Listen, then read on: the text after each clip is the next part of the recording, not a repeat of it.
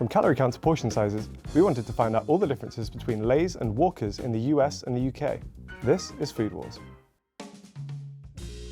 We'll start with a quick note to explain the different names. Walker's used to be its own company and was the most popular crisp brand in the UK.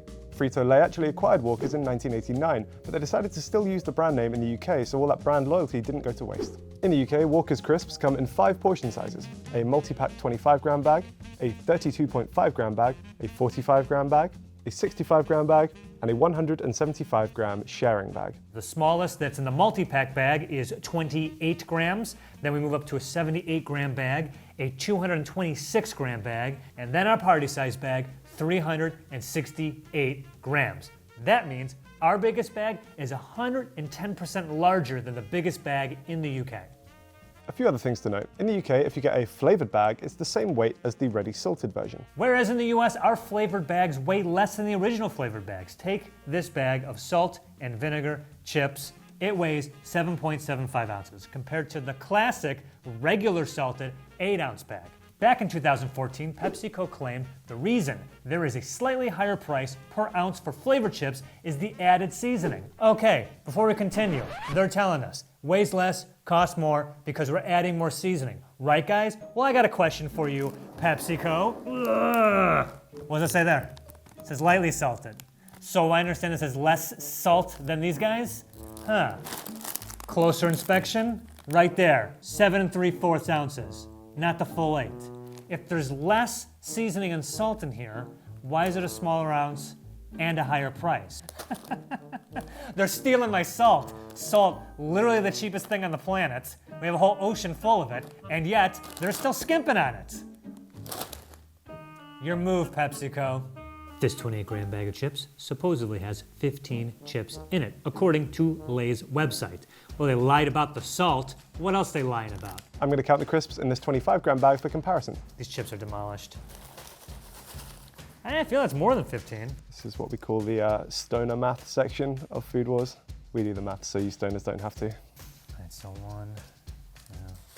There's a whole one. Little peephole. Absolute Frankenstein of a crisp, this. Arguably not one put together chip in here. Okay, that's a chip, right? So the issue there is that the crisps are all vastly different sizes. Like this one, just one crisp, but it's tiny, whereas this one, also one crisp, but way bigger. And we've ended up with 22.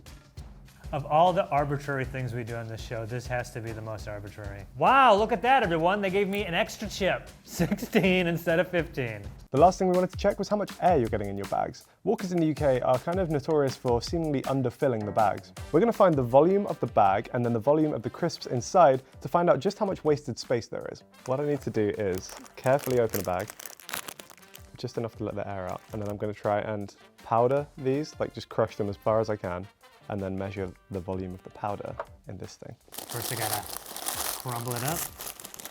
Crushing bags with Harry. Oh, this is like, yeah. It's quite therapeutic. Feels like I'm giving a massage. Just like the world's worst massage.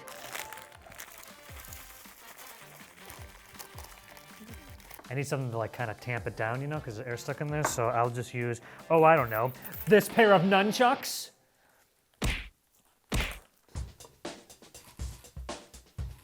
Oh, yeah. Now step 2 is going to be to find the volume of the bag itself. So we're going to fill the bag with water to try and find the volume. Oh gosh, oh, a tiny bit more. Perfect. Okay. But now I have to get it in there without spilling it everywhere. 3, 2, 1, go. Okay. Oh, that is perfect. Look at that. That went pretty well. We didn't spill water everywhere. Oh my God, it's like right to the top there. That's crazy how that worked. Okay. Spooky and Woomy are making a triumphant return. Go and watch the Oreos episode if you haven't already. Some of that. And then measure the rest. Y'all brought number 2. Oh God, can you see like the bits of stuff floating on in there? So according to my trusted friend percentagecalculator.net, around 90% of a 25-gram Walker's bag is wasted space. I don't know what the math is I'm supposed to be figuring out, I forgot. But whoever's editing this, take all those numbers, and this is the conclusion. Now, that air is actually there for a reason. It's nitrogen gas, which helps preserve the chips and also acts as a cushion to stop them getting smashed in transit.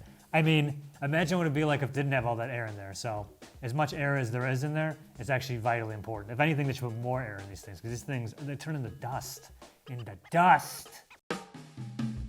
Here are all the Walker's products from the UK that you won't find in the US. And here's everything you can only get in the US and not in the UK. I am losing my mind, let's go! Now we're going to start with a couple of linguistic/stylistic differences rather than anything else. For example, in the UK, we call our classic Walkers ready salted as opposed to original. I believe this is a reference to the very old days of crisps, where what you would actually get is just like a bag of plain crisp, and then you would have to add your own salt. These ones are ready salted. You don't have to add any salt, it's already on there. One stylistic difference that's worth pointing out is that in the UK, our salt and vinegar chips are green. I will say Walker's is like kind of the only brand that does that. And then we're on to some actual exclusive flavors. We'll start with this one, which is cheese and onion. Now, Americans don't have cheese and onion, which might shock a few Brits because it's one of the most popular flavors here. Instead, they have, I think, like cheddar and sour cream and onion. It just ruins your breath. Your breath smells so bad after these. How did I get so lucky? I love chips, I love different flavors, I love trying new varieties, and I hate paying for it. So, this is perfect for me. I'm gonna start with a flavor that I never even heard of, cheddar jalapeno. Oh my God. I like the kick on these. It reminds me of the cheddar and sour cream, which I can't believe you guys don't have. This flavor took over about 20 years ago. And I don't know why it's so good, but it is good. Love this flavor. If I had to rank them though, I'll put the jalapeno above that one, the cheddar and sour cream. Sour cream and I don't even gotta open these. Sour cream and onion, classic flavor. I mean, barbecue in America is amazing. I mean, this is just a classic flavor. Oh man, fantastic. But how does that compare to Sweet Southern Heat barbecue? Southern Heat. Oh yeah, I put these above these. Then we got honey barbecue. How sweet is this one gonna be? You got greedy with the sweetness. Ooh, chili lime. Yeah, dude, I've never had these before. Chilies and limes. Yeah, chilies and limes. Fantastic combination. Ooh, I don't know how I feel about these. It's like I wasn't into them before, but now I kind of can't stop eating them. Another iconic British flavor that's also exclusive is prawn cocktail. Brits became really obsessed with prawn cocktail in like the 70s, I think it was. It just became like the sort of trendy thing to serve at dinner parties. I'm not mad about that because it is a really tasty one. It just kind of tastes like tomato-y because it would usually serve with like a tomato mayo Worcester sauce combination. Next, we've got a personal favorite of mine, which is Marmite crisps. God, I love Marmite. Marmite is fantastic. The slogan was you either love it or you hate it. And that does still ring true, I think, for most people. I'm firmly in the love it camp. Bit of tang from the amount of salt that's in there. Fantastic crisp. Harry was nice enough to send me some of his UK exclusives, which I'm gonna look at right now. Where do I wanna start? I guess I'll start, oh no. Marmite? I don't get why people love Marmites. Ah! I mean, it tastes exactly like ass. I hear millennials like that, so maybe that's a selling point for it. They'd actually be like, tastes like ass, because the kids are into that these days, but I am not. Then we have a couple of meaty options, which I'm surprised you guys don't have in the States. We kind of love combining crisps and meat, as it seems, starting with these roast chicken crisps. Another meaty option is these, which is smoky bacon. Then we have these ones, which are tomato ketchup flavored Walkers. In my opinion, prawn cocktail does ketchup better than ketchup does ketchup. And then for the last of our standard crisp flavors, we have pickled onion. Pickled onion's another thing that's kind of iconic to British culture in the same way that maybe prawn cocktail or Marmite are, just because it's quite traditional to find a big jar of pickled onions or pickled eggs in pubs, and you'd have one of those as like a bar snack while you're drinking your pint. The complaint I often have against like pickles and pickled onions is that they're not tangy enough, and these are very tangy, so good job, Walkers. Puckering pickled onion. What does that mean? Puckering? Like I mean kissed by a pickled onion? Yo, these suck. Hey Joe, can I try some of those? Hey Harry, try some of these great American flavors. Ah! Thank you. Let's start with the lemon. That's what I got in my hand. Ooh, those are lemony. Woo! I don't think I've ever had a citrus crisp before. That is not something that we have in the UK. Those are good. I gotta say, love these chips. Yeah, They score a bag of these. Chesapeake Bay Crab Seasoning Lay's. Uh-oh. Yeah, no, these are bad. Put these at the bottom. These are at my 7-Eleven. Tomato and chili flavored chips, which sounds amazing. I'm gonna pronounce this wrong. Sabritas, adobada, Hencho in Mexico. Oh yeah, dude. Not that spicy. They remind me kind of like a little bit like Takis. Look how red this is. Don't you think that'd be super spicy? I like that. These chip brands, they're all going after each other's throats. It is really just like guerrilla warfare. You guys don't understand what's going on in our grocery stores in this country. This is an uneasy mafia alliance in Chip City. No. Because when it's thin like these, it brings out the flavor more, if that makes sense. It's like too strong. It turns out if you put Doritos Cool Ranch seasoning on anything, it'll taste good. Dill pickle. So I hate pickles. Ooh. Oh, I hate them. Put these at the bottom of every list. I don't know what the Flamin' Hot dill pickle chips taste like, but the regular dill pickle chips are absolutely disgusting. These sound phenomenal. Flamin' Hot dill pickle flavored crisps. Match made in heaven for me. You get the heat, you get that little bit of tang to kind of like cut through it. If I could take one of these four and have them in the UK permanently, these ones. One thing Walkers utilise a lot in the UK are like promotional flavours. So currently what they've got going on is one where they've partnered with 4 different restaurants from around the UK to showcase some different cuisines. So that means that we now have fish and chip flavoured Walkers, Madras curry flavoured Walkers, Thai green curry flavoured Walkers, and chicken burrito Walkers. At one point they made a Cajun squirrel flavour. I'm not making that up. This one looks really good. Thai green curry. Think I'm gonna like this. Yuck. Yuck. Rank them down. Fish and chips. Okay, I like fish and chips. Hang on. It smells like cat food. Now I can't stop thinking about dry cat food. All right, I like fish and chips.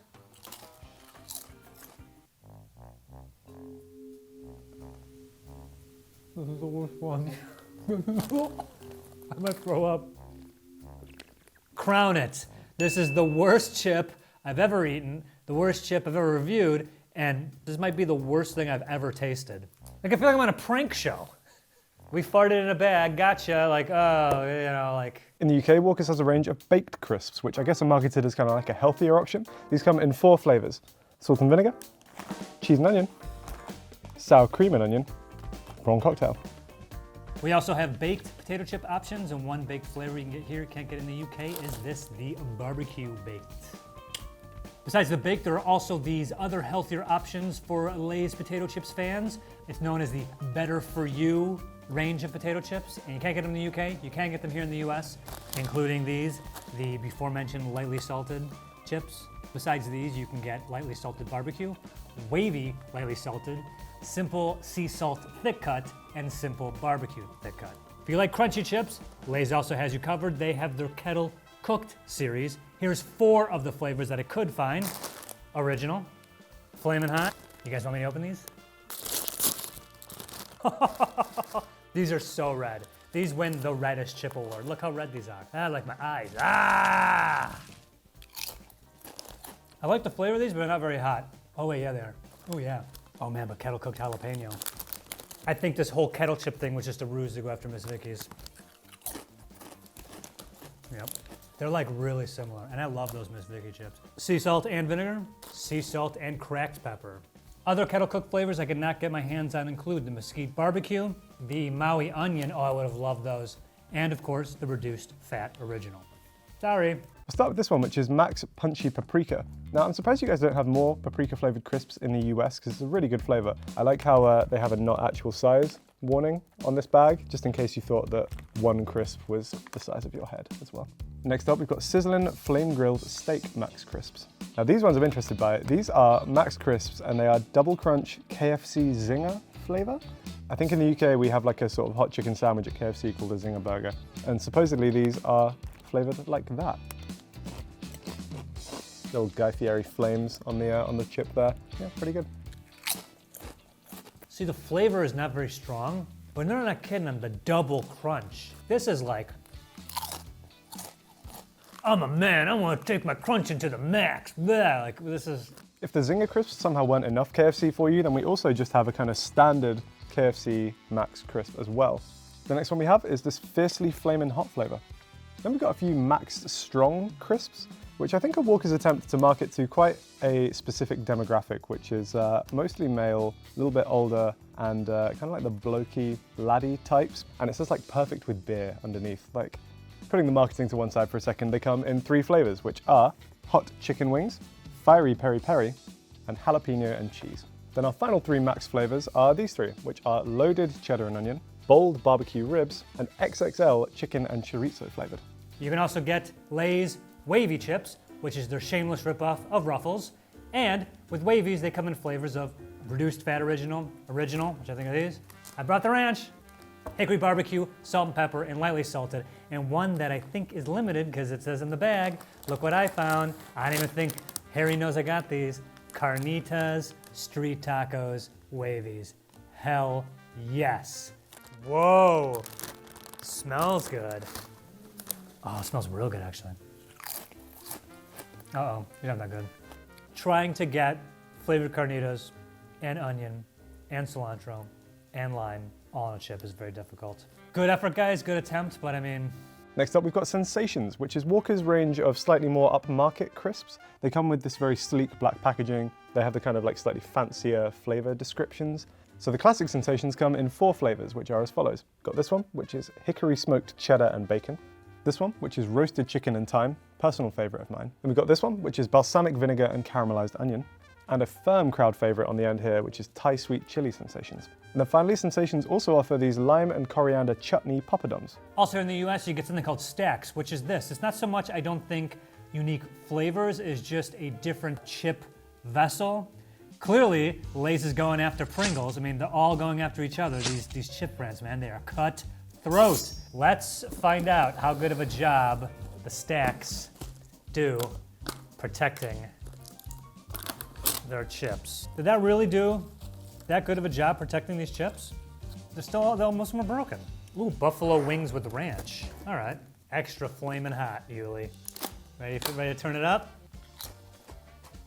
Surely you jest. These are not spicy at all. Whoa, major letdown. That's extra flaming hot, and this is Flamus Extreme. But different colors, and it's worded differently. Jesus. If you saw this color in the wild, you're in trouble. Turn around and run. Spicy chili limon. It's like, how do we make our chips worse on your palate and worse for the environment? Ta-da, Stacks were born. Avoid. Other flavors I was not able to get my hands on by time of filming this. Bacon and cheddar potato skins, mesquite barbecue, and Flamus. Poppables, which is them going after Doritos 3D, and Doritos 3D, which is Doritos going after Bugles. They got 4 flavors. I got all 4. I can't believe it. Those flavors are sea salt and vinegar. Yo, what's up, Salty? Honey barbecue, white cheddar. I don't want to try these at all, but I feel like I should. What is this? It's like a little chip pie. What is the point of this? I don't like Poppables. Ugh. We do have Stacks in the UK, but they're marketed under the Doritos brand name rather than the Walker's brand name. We also used to have Poppables, but it seems like they've recently been discontinued. That said, we do have a bunch of other exclusive snacks marketed under the Walker's brand name. We'll start with Wotsits, which I think are like our equivalent of Cheetos. We used to be able to get Cheetos in the UK, but then they got taken off the shelves. Basically what we have are these like baked, cheesy puff snacks. The standard flavor is cheese, which is this blue one here, but they also come in the form of Flamin' Hot. And you can get both flavors either as a small version or as a giant version. Next up, we've got Monster Munch, which are these kind of like puffed corn maze snacks in the shape of a monster claw.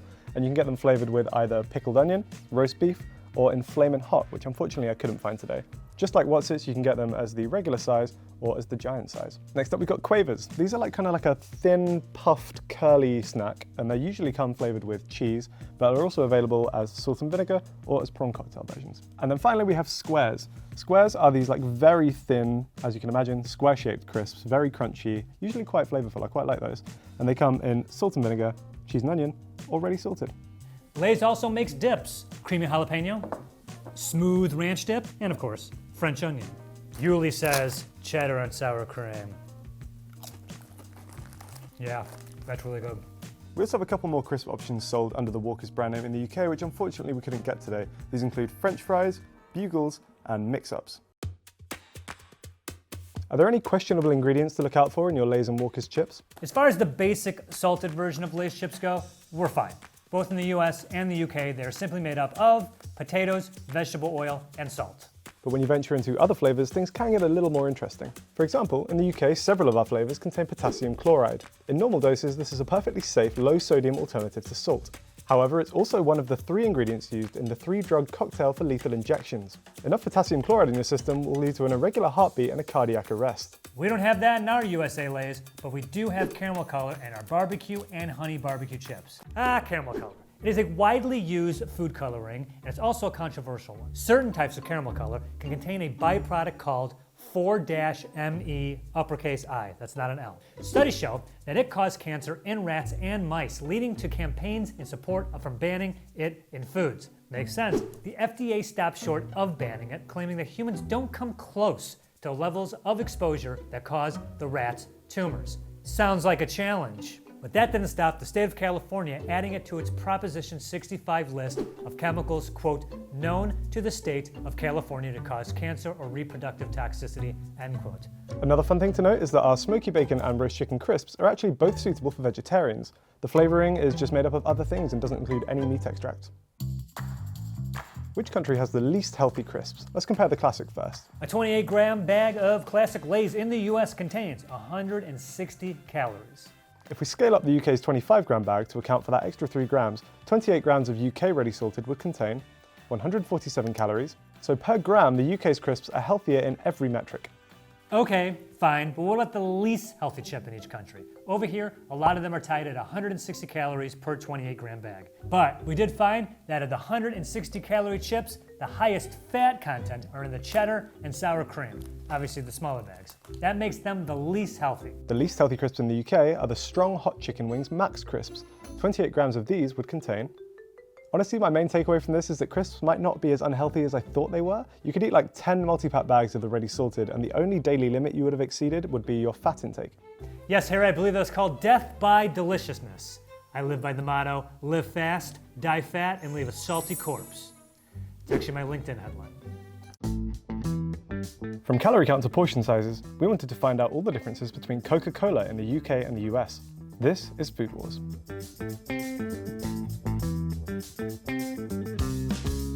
In the UK, regular Coke comes in 8 portion sizes, starting with this mini can, which is 150 millilitres. Then we have 3 options, which all include 250 millilitres of Coke.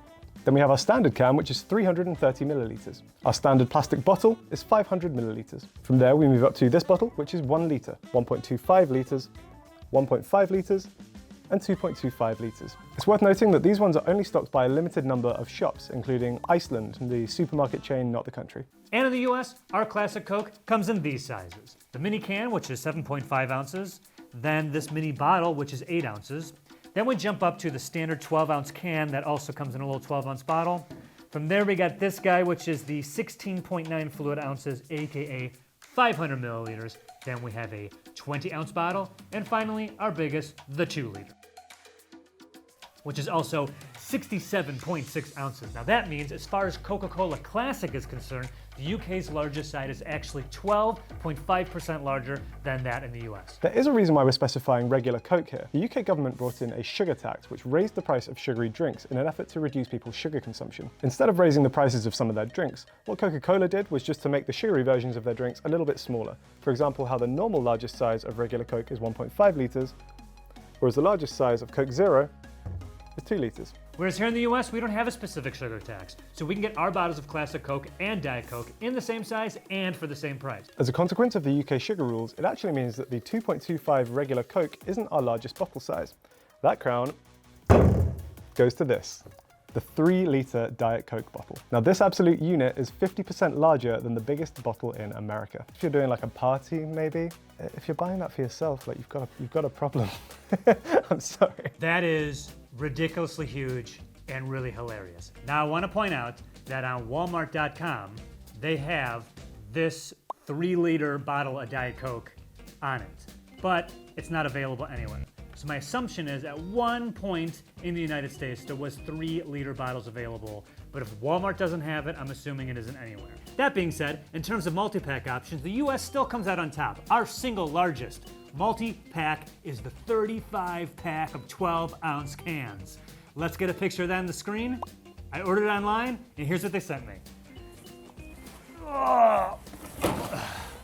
24-pack and 9 loose cans. Now, correct me if I'm wrong, but what's 24 plus 9? It ain't 35. When I emailed the place that I bought it from, they said, oh, sorry, you're missing 2 cans, so we'll just refund you the 2 cans. And I'm like, no, I don't want the 2 cans. I want the 35-pack, because that's what I'm doing for this video.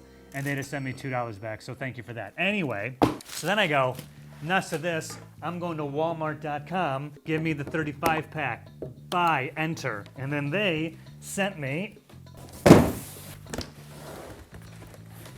3 12-packs, which is more than 35 cans, so I guess technically they're being generous, but once again, it's not that I need 35 cans of soda, I need the 35-can pack for this video specifically. There's a 35-can pack somewhere in America, and everyone's just sending me roughly 35 cans of soda. Thank you for that. Our largest single item is this. This is a 24-pack of 330 milliliter cans, which comes to a total of 7.92 liters. Here is everything that's in regular Coke, carbonated water, sugar, fructose corn syrup, color, caramel color, E150D, phosphoric acid, and natural flavorings, including caffeine. Now, obviously, we don't get a full ingredients list because the recipe of Coca-Cola is a closely guarded secret. At the World of Coca-Cola in Atlanta, there's reportedly a vault which contains the secret formula written down on a piece of paper. Who cares if the recipe gets loose? Coca-Cola, no one's gonna edge you out. Pepsi can't beat you. Who cares? I mean, how do you even make cola? You can probably just go into the factory and eyeball it and figure it out. It's not super famous because you don't know how to make it. It's super famous because they edged everybody out. You won. I don't care. Do you want the recipe? I couldn't care less. So what do we know about the recipe? Well, there is one obvious difference, and that's the use of high fructose corn syrup in the US versus the use of sugar in the UK. Corn syrup is everywhere in American food. It's cheaper for manufacturers to use because the government gives subsidies to corn farmers, keeping the corn supply high and the prices low.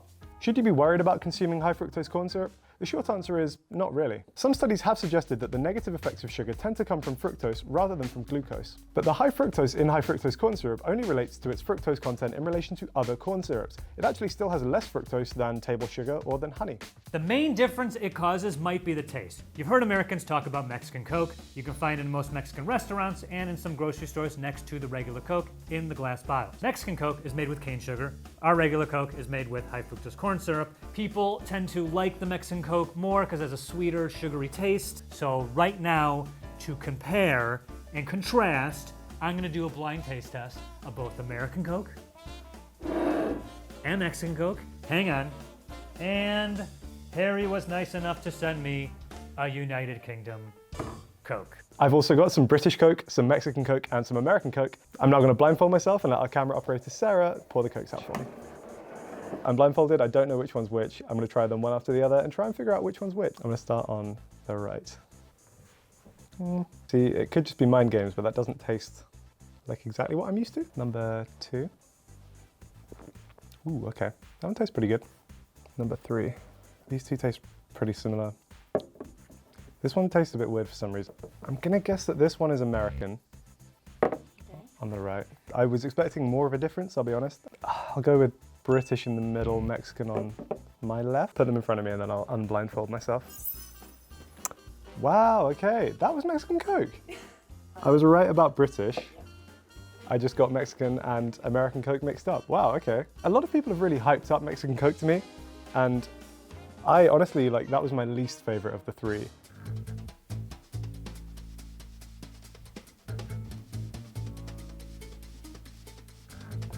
It is exactly the same. So I'm gonna go UK, Mexico, USA. Wow, really? I'm so great at pointless things! Any other ingredients to look out for? Well, one of them might be caramel color. As we know, certain classes of caramel color have a byproduct which has been linked to causing cancer. Unfortunately, the caramel E150D that Coke in the UK uses is one of these classes. We reached out to Coca-Cola here in the US to see if that was the case because the type is not specified on the label. They told us that it is in fact the same E150D caramel color in the States. But what about Diet Coke? It still contains caramel colour, but instead of using sugar and corn syrup to sweeten it, in the US it's sweetened with aspartame, and in the UK it's sweetened with aspartame as well as acesulfame K. The good news is that both the EU and the FDA say that acesulfame K is safe for consumption. In terms of the difference with Coke Zero, in the US, our Coke Zero uses ACE K as well as aspartame. Rumors have existed for years claiming that aspartame causes cancer, but it turns out that that is likely to be false. The claims originated from some Italian researchers way back in 2005. I feel like I heard about that in the 80s, but okay. People were quick to call their methods and results into question. The FDA says the use of aspartame as a general sweetener is safe. While the European Food Safety Authority says studies do not suggest an increased risk associated with aspartame consumption for leukemia, brain tumours, or a variety of cancers.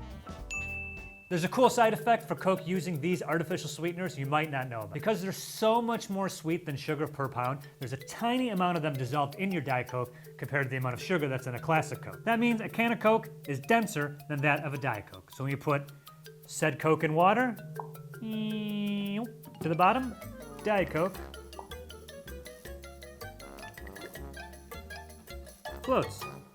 One other rumour we felt compelled to address was the role of cocaine in Coca-Cola. This dates right back to the 1800s when the drink was invented. Coca-Cola's official stance on this is that there's never been cocaine in any of its products. What it does seem to contain, however, is coca extract. Coca is the plant from which cocaine is extracted. Fluid extract of coca was one of the ingredients in a list This American Life discovered, which was reportedly a recipe for an early version of Coca-Cola. And it seems like they're still using it. In 1988, a Coca-Cola spokesperson said, "Ingredients from the coca leaf are used, but there is no cocaine in it, and it all is being tightly overseen by regulatory authorities." What's fun is that Coca-Cola got a specific exemption from the United Nations in order to keep using coca extract as an ingredient, specifically Article 27 of the Single Convention on Narcotic Drugs of 1961. There's only one facility in the U.S. licensed to import and process coca leaves through a special deal with the DEA. It is owned by the Stepan Company and is in Maywood, New Jersey. According to the Peruvian officials, they buy around 100 metric tons of dried Peruvian cocoa leaves each year. They reportedly process them and decocanize them, taking all of the cocaine out of them. The cocaine is sold to hospitals for use as an anesthetic, and the cocaine-free extract is then sent to Coca-Cola for use in their products. Coca-Cola's official line on the subject is, quote, "Coca-Cola does not contain cocaine or any other harmful substances, and cocaine has never been an added ingredient in Coca-Cola," end quote. But it's fair to say that cocaine and coca extract are not the same thing, so the latter might in fact be one of their not-so-secret ingredients. Here are all the Coca-Cola products in the UK that you won't find in the US. And here's all the Coca-Cola items you'll find in the US that you cannot find in the UK. Want to start with two exclusive flavors you can get in the US you can't get in the UK? And these two right here, cherry vanilla and orange vanilla. Cherry vanilla seems pretty standard. I think I've had this a bunch of times. It's great. It's refreshing. I enjoy it. We can't get cherry vanilla in the UK, but we can get cherry and we can get vanilla, so I guess I can make my own. Oh God. Ah!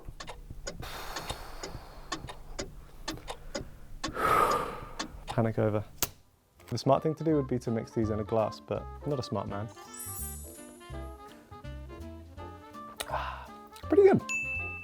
The only exclusive Coke flavour we can currently get The only exclusive Coke flavour we can currently get in the UK is this one, which is Diet Coke Sublime Lime. As the name suggests, it's just Diet Coke flavoured with lime. Next up, caffeine-free Coca-Cola, not to be confused with caffeine-free Diet Coke, which is what you guys have over there in the UK.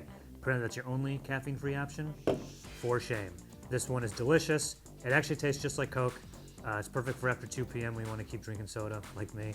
But if you like caffeine and you want a little bit of a boost, Coke Energy, I believe, is available in both countries, but one exclusive Coke Energy flavor you can't get in the UK is this, the Coke Energy Zero Sugar. The Coke Energy drinks are being phased out. I can't imagine why. I think they're actually really good. In fact, I went ahead and got the other ones, regular. I don't really like zero sugar, but I do like just regular. Oh yeah, I'm into that. Yeah, thank you. It's good. I mean, like, energy meter's going up, Yuli. Going up. Ugh. If you're like me and you love soda and coffee, Coke in the US has you covered with these. You got caramel, vanilla, vanilla no sugar, dark blend, and dark blend 0 sugar. Oh my God, I sincerely love these so much. 0 sugar can go there. Which one do I want? It's the spot, the I want to jack my caffeine levels to the roof spot. Dude, Coke and coffee is good together. Has anyone had 2 of these at the same time? I don't think they have. They don't mix very well, but individually they're great. Uh-oh.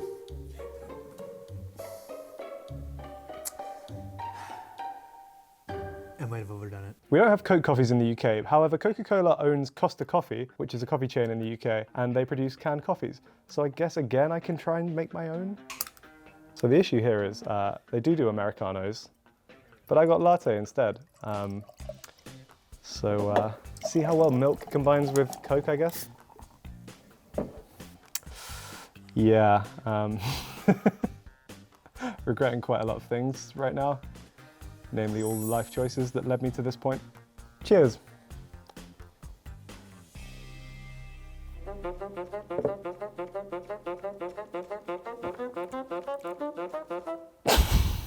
Nope. Not even a little bit. No, don't do that. No one else do that, please God. Oh, just like really watery, fizzy coffee that is kind of sweet and, oh, no, bad. The final exclusive range in the UK is this, Coca-Cola Signature Mixers. Coca-Cola work with bartenders to design special Cokes with different flavors, which are designed to be used in cocktails. These come with smoky notes, spicy notes, herbal notes, and woody notes. Tag yourself, I am spicy notes. Cool. My stomach is making some weird noises after drinking that. No one else do that, please God. Oh. Apparently these are designed to be enjoyed with premium dark spirits. Now I know nothing about mixology, but thankfully a bartender friend from Australia came through with a recipe. So now I'm going to use the Smoky Notes Coca-Cola to put a Food Wars twist on a Jack's Godfather highball. Cocktail time. Slight hiccup, don't have a bottle opener. God. This is either going to work or I'm going to break my keys and be locked out of my house.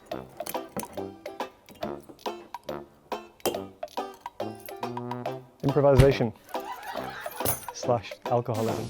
Ooh, it does smell quite smoky. Harry was kind enough to send me this, so now I have one as well. It just says, pour ingredients into an ice-filled glass. Formally apologise to any actual bartenders who are watching this while I butcher your profession. 30 millilitres of Tennessee whiskey we have, and then 20 millilitres of Disaronno. A delightful smoky Coke. Nicely mixed together. And there you have it. Thanks to Coke, we put our own spin on a Jack's Godfather highball. Cheers. Ooh, that's delicious. Yeah, I'm not gonna make that drink because I don't have all that stuff, so I'm gonna go ahead and make a Joe highball. First, get yourself the biggest glass available. Step 2, no ice. Find yourself some whiskey.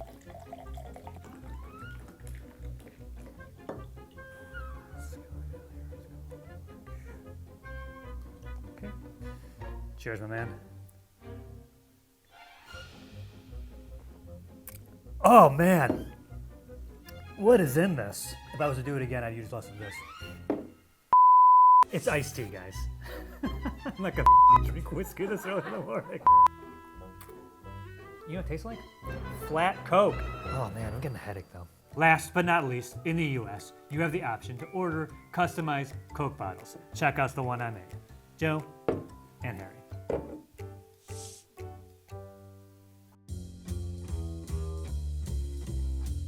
Here's everything that's in a 500 milliliter bottle of Coca-Cola in the UK. And here's everything in that same bottle of classic Coke in the US.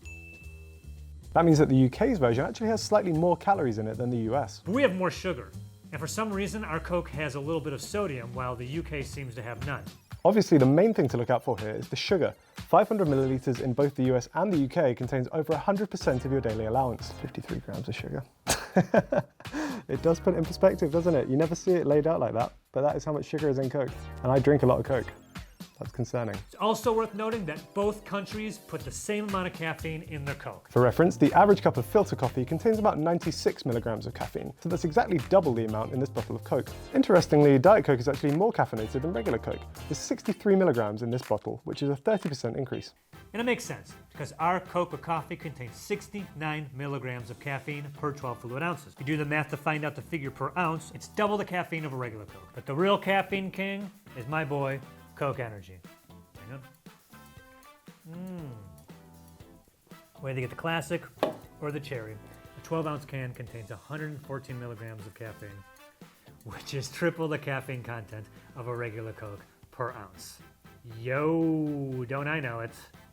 From calorie count to portion sizes, we wanted to find out all the differences between Popeyes in the UK and the US. This is Food Wars. The fountain drinks at Popeyes come in 3 sizes. The small, which is 22 ounces, the medium, which is 30 ounces, and the large, which is, of course, 40 ounces. 40 ounces. That's so much soda. In the UK, drinks only come in 2 sizes, as a kid's size or as a regular size. We're not sure how much is in either of these, so we're going to measure them both. It's a little over 300.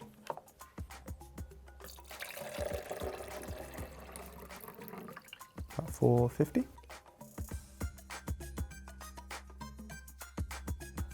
But those aren't the biggest, I say. Actually, at the Popeyes in the US, you can also get a gallon of sweet tea and unsweetened tea. 1 whole gallon. Oh, look at this. Gallon. Oh, and don't you hate when dummies do that thing where they're like, hey, the medium is the same size as the large, and it never is. It's like total con. So medium soda, large cup. Oh, wow, guys. The medium's about the same size as the large, except for like, oh, I don't know, 10 ounces. Dumb TikTokers, you guys don't even know. You're out of your league, TikTokers. I'm the fast food king online. All right? When was this clean last? Ooh. I'm gonna go 36. What do you think? I mean, it could have been the amount at the top of this cup, but again, you can't fill this to the brim. You have to put a cap on it. In the UK, fries just come as a regular serving.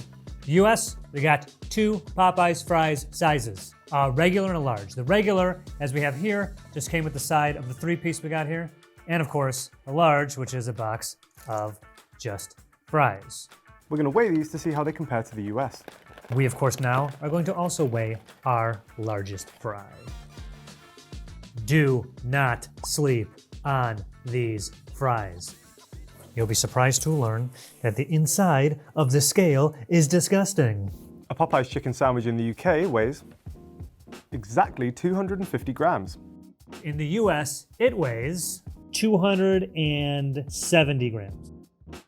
In the US, Popeye's signature chicken comes in 7 serving sizes. We'll start with these. So of course, the 1-piece kids meal. Then you can upgrade to a 2-piece regular meal, which comes with a side and a biscuit. Or you can get yourself the 3-piece and a 4-piece side and a biscuit.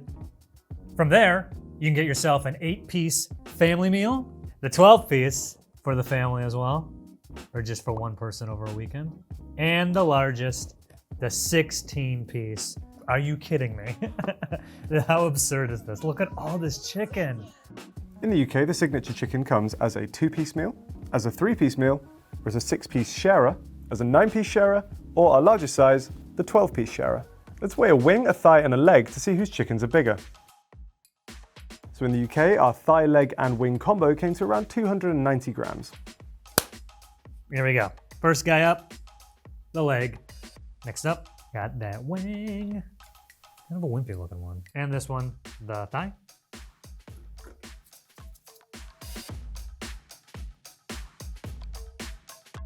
How about the tendies? In the US, we have these following sizes. A kid's meal has a 1-piece, but what's up? They gave us 2.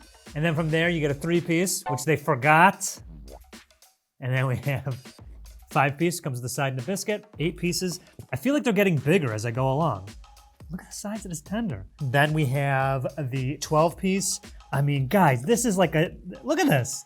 Did you know they're this big? This is fantastic. I love how big these are. That's what I'm talking about, Popeyes. Thank you.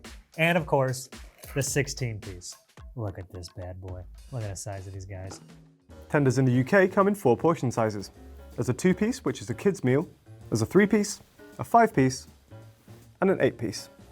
Next up is the nuggets. These can be found in servings of a 4-piece kids meal, a 6-piece kids meal, 8-piece, the 12-piece, 24-piece, 36 pieces, and then this double pile right here, the biggest order, 48 pieces. And I have to say, does not look like enough.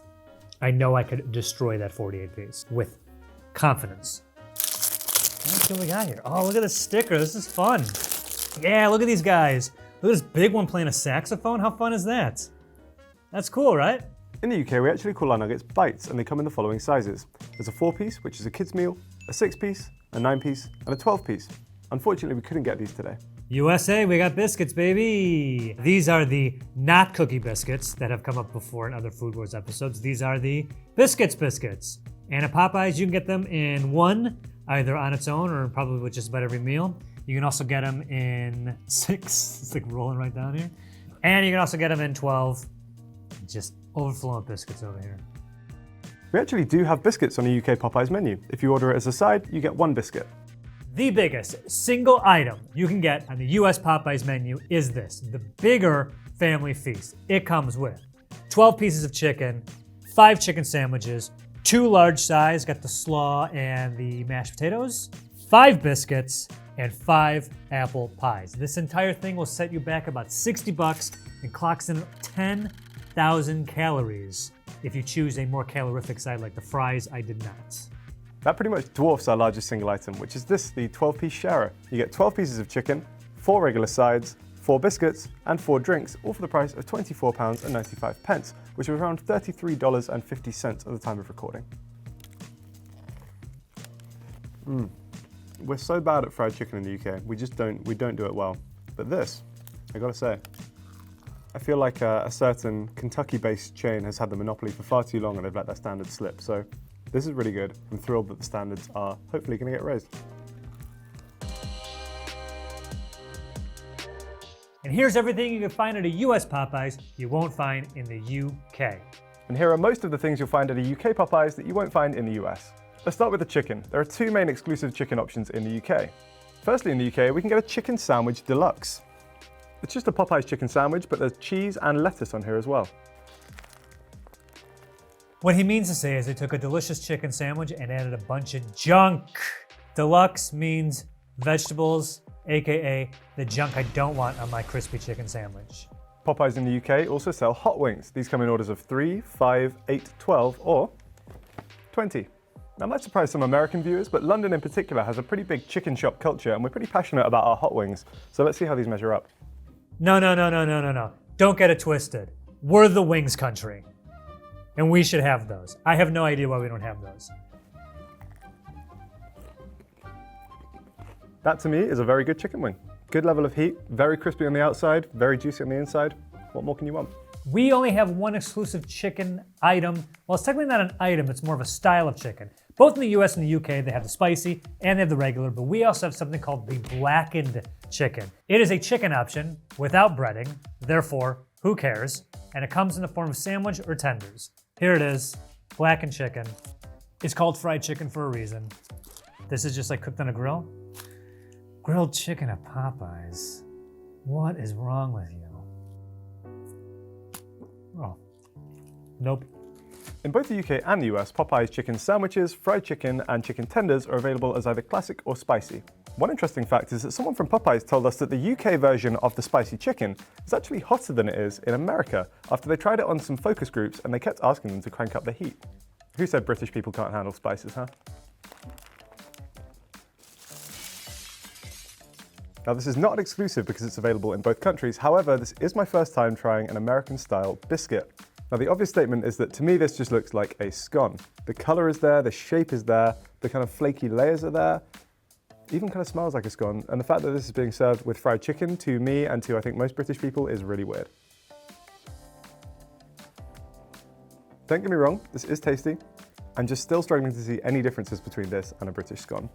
Popeyes in the US doesn't just serve chicken, it also has seafood, something you can't find at the UK Popeyes. Now, the US Popeyes did for a while have a Cajun flounder sandwich, which is a fried flounder fillet in a bun with some pickles and tartar sauce.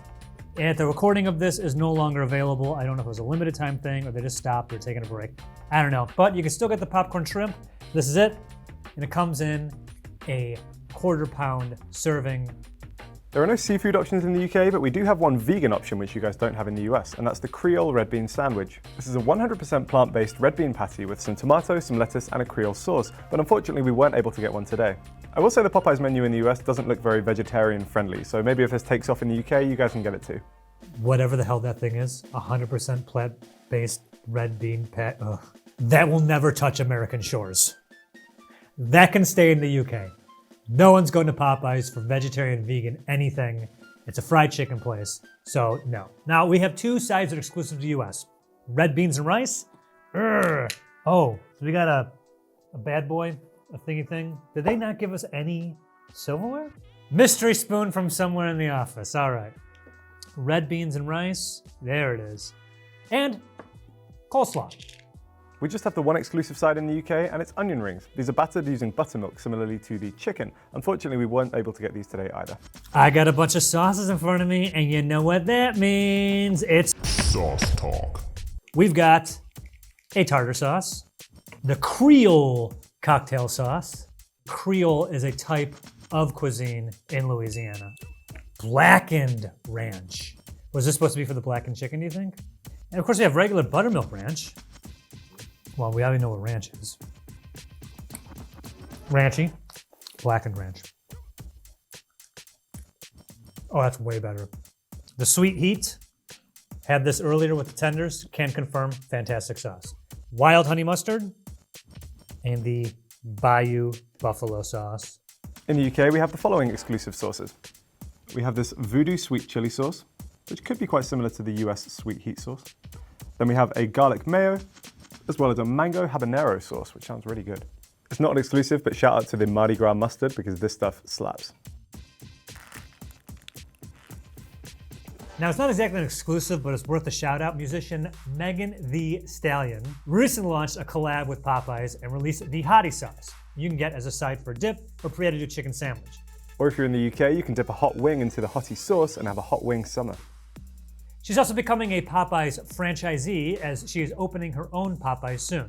And then underneath this, it says, need some WAP content here, open to ideas. I'm assuming she's the one who did the song WAP. I don't know who this person is. I've never heard WAP. I just know it as a reference on the internet. Oh, really? And I am going to bask in the glory that only some of my age can of not having any idea what a popular thing is. Desserts. This is a cinnamon apple pie. Like that. Oh my God, the pig. What? And chocolate chip cookies.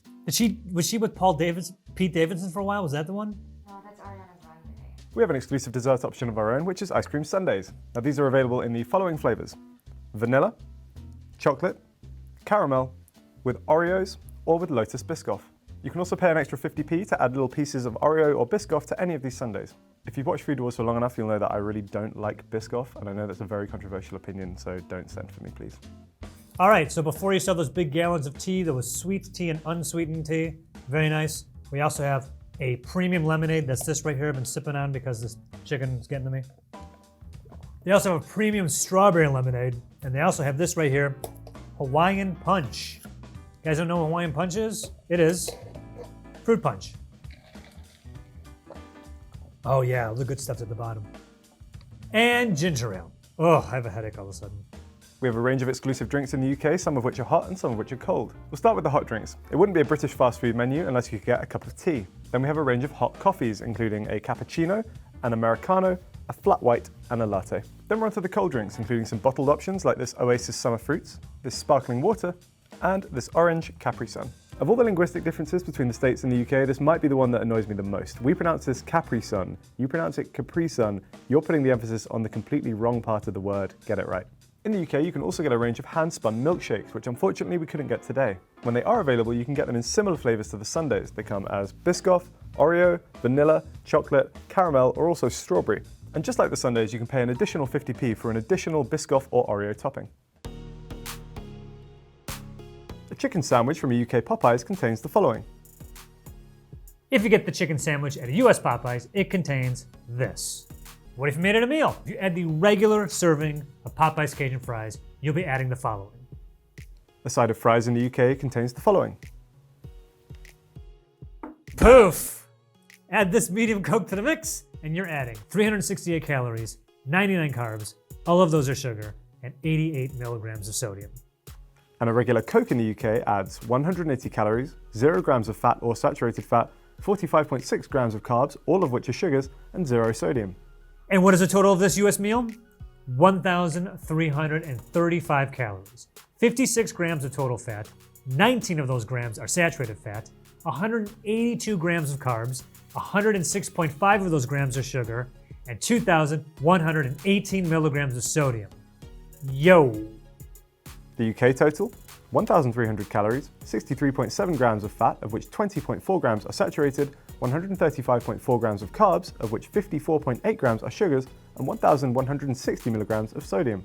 Now, obviously the sugar stats here look bad, but in Popeye's defense, a majority of the sugar is coming from this 30 ounces of Coca-Cola. Now, if you got a sugar-free soda instead, it would be a much lower figure. The meal does contain, however, 95% of your daily saturated fat, as well as 92% of your daily sodium.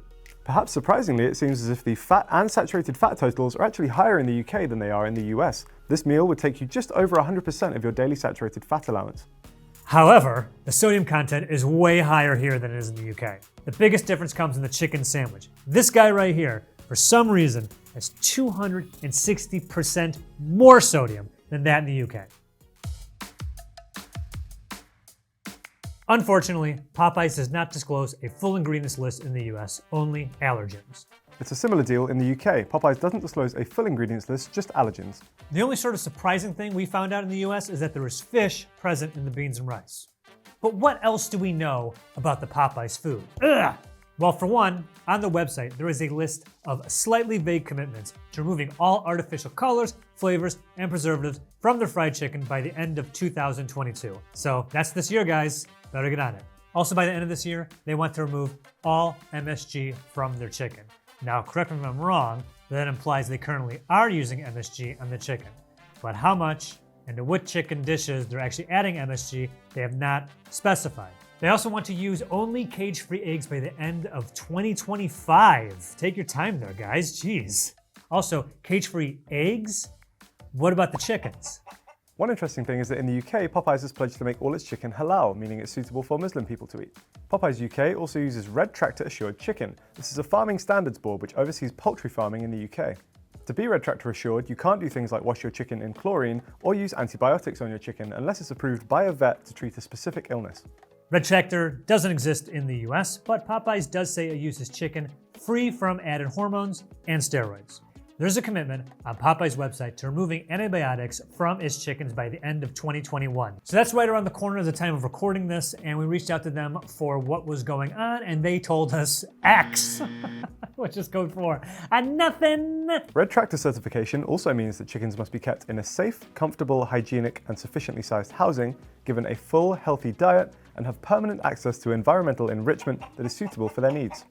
Again, we do not have Red Tractor in the US, but Popeyes claims it wants to, quote, promote practices that support and address the globally recognized 5 freedoms of animal welfare, end quote. These principles broadly line up with the Red Tractor guarantees, which are freedom from hunger and thirst, freedom from discomfort, freedom from pain, injury, and disease, freedom to express normal natural behaviors like accommodating for chickens' instinct to roost, and freedom from fear and distress. I don't even get those freedoms. I'm terrified all the time. So it looks like they're aiming for equivalent standards, even if they don't have a nice Red Tractor badge or whatever to prove that they've achieved them. Now, obviously, Popeyes is a Louisiana fast food chain. Joe asked me to try and find Louisiana on a map. I don't know much about American geography. I can tell you where California is, where Texas is, where Florida is. New York is somewhere over here, I think. If I had to hazard a guess as to where Louisiana was, I mean, it's the South, right? It's the South. Maybe, is it like this one? Maybe that one there. From calorie counts to portion sizes, we wanted to find out all the differences between M&Ms in the UK and the US. This is Food Wars. Here in the US, we have 8 different portion sizes of M&Ms. All the way at the end here, the smallest portion is known as the fun size. This little guy is 0.6 ounces or 18 grams. Then, single size bag, 1.69 ounces. Then we go up to the box. This is 3.1 ounces or 87 grams. Now we have the share size. Peanut makes its first appearance. This is 3.27 ounces or 92.7 grams. A little bigger of a pouch, we have the 10.7 ounce or 303 gram sharing size pouch part 2. Then we jump up to the family size. This is 19.2 ounces, 545 grams. Throwing a party, M&M's got you covered. This is the party pack. 38 ounces, 1,105 grams. And the biggest portion size you can get is this, the pantry size tub. 62 ounces, 1,757 grams. In the UK, M&Ms come in 4 standard portion sizes. Around the holidays, you can get a selection box with a small packet of M&Ms that weighs 45 grams, but unfortunately, we couldn't get one today. Our standard pouch is 125 grams. Then we move up to a more to share bag, which for standard chocolate M&Ms comes with 250 grams. The largest size available in the UK is a party bag. I went to about 8 different supermarkets and I couldn't find one, but usually they would contain 1 kilogram of M&Ms, so we're gonna make our own.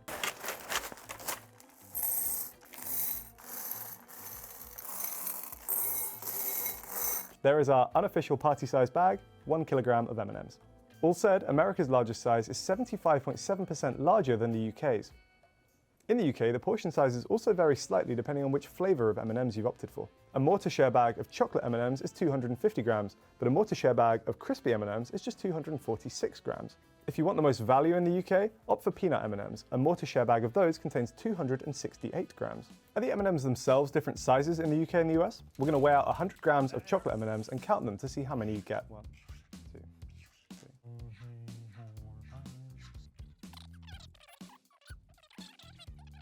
That's so annoying. It was so close to being 100 grams of exactly 100 M&Ms, but instead, 100 grams of UK chocolate M&Ms is 102 M&Ms. 100 grams of American M&Ms is 114 M&Ms. So what does that mean? Ours are smaller? How do we feel about that? I don't know if it's better or worse. But portion size don't stop there. You can also buy M&Ms directly from the M&M website. The main purpose of this seems to be catering for large events like weddings or parties. You can technically get smaller than average portion sizes, but only in bulk quantities. For example, in the US, you can get these tiny party favor packs of M&Ms weighing just 0.75 ounces each. Or they have party favor tins, which contain 1.5 ounces of M&Ms. But both of these have to have a minimum of 20 or more units. Now, what doesn't require a minimum order, however, are the bulk bags. In the US, you can order bulk bags of 1 pound, 2 pounds, or 5 pounds. Now, technically, you could order 10 pounds of M&Ms, but they just send you 2 5-pound bags, which is a bit disappointing, so we just got 1 5-pounder. Look at these M&Ms. The UK website is a similar situation. Our smallest portion size is this 28-gram designer case, but the minimum order for these is 20. Unlike the US, we only have 1 bulk bag order, and that's this one, which is 1.5 kilograms. That's around 3.3 pounds, which is a 34% decrease from the largest single bag size in the US. If you do order M&Ms on the website, you can customize them. We chose some custom colors and also put some custom text on the M&Ms. In terms of colors, I went for this lovely blue and white color scheme to match my stunning M&Ms t-shirt. Then I had some fun putting some text options on there. Firstly, I went for Harry, Heart, Joe. We also had to rep the show, so I put a Food Wars one on there. Then because I had the mind of a child, I tried to put some swear words on the M&Ms, and it turns out they actually try and censor you. For example, if you try and put the word poop on an M&M, a warning message will flash up telling you to get in touch with the team. But there is a workaround. For example, for the word poop, by replacing the O's with zeros, I was able to get around the censorship and create poop M&Ms. The same goes for replacing the I with a 1 in penis, and replacing the A with a 4 in balls. This is some serious journalism taking place right here. Now, Harry, of course, went with customizing M&Ms with fun words and stuff on it. I just went for pictures. You can get custom images on an M&M. So what I did is I got Harry face and Joe face M&Ms. Okay, and I'll show them. Here are all the ingredients in chocolate M&Ms in the UK. And here is everything in a bag of classic M&Ms in the US. Look at all those colors. A few things to note here. Firstly, the food colorings used in the two countries are wildly different. In the UK, some of our colors are natural, including the curcumin and the carotenes. Whereas in the US, all our colors are artificial. Blue number 1 is used in both the US and the UK, but we also have blue number 2, red 40, yellow 5, and yellow 6. Blue 2 is a less common one. It's also known as indigo carmine. Now, the good news is it won't make your kids hyperactive. The more interesting news is that blue 2 is filtered rapidly through the kidneys, and consuming enough of it will turn your pee blue. The practical use of this is so doctors can highlight your urinary tract for surgeries. A less practical effect of use is to freak out your friends. Hey yo, we're doing jokes in the script apparently. Hey, welcome to Food Wars. So anyway, turns your piss blue. Speaking of carmine, what about the carmine used in British M&Ms? Standard carmine is a red food colouring with the codenames Red 4 or E120. It's a natural food dye, but what is the natural source, you ask? It's cochineal beetles.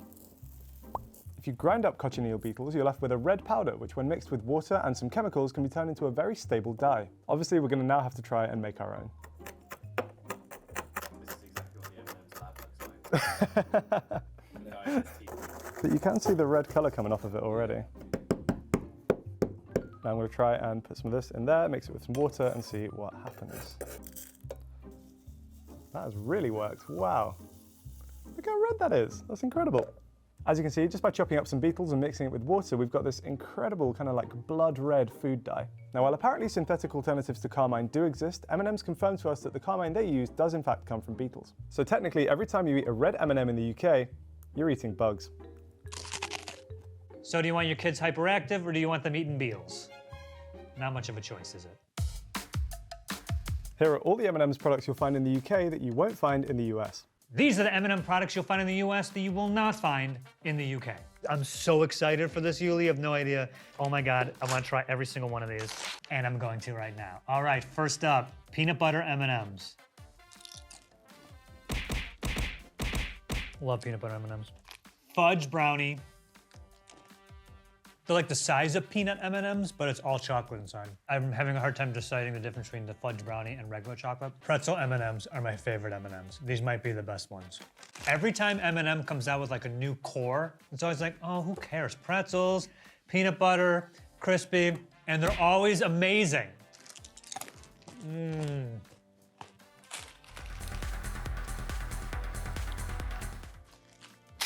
Caramel M&M.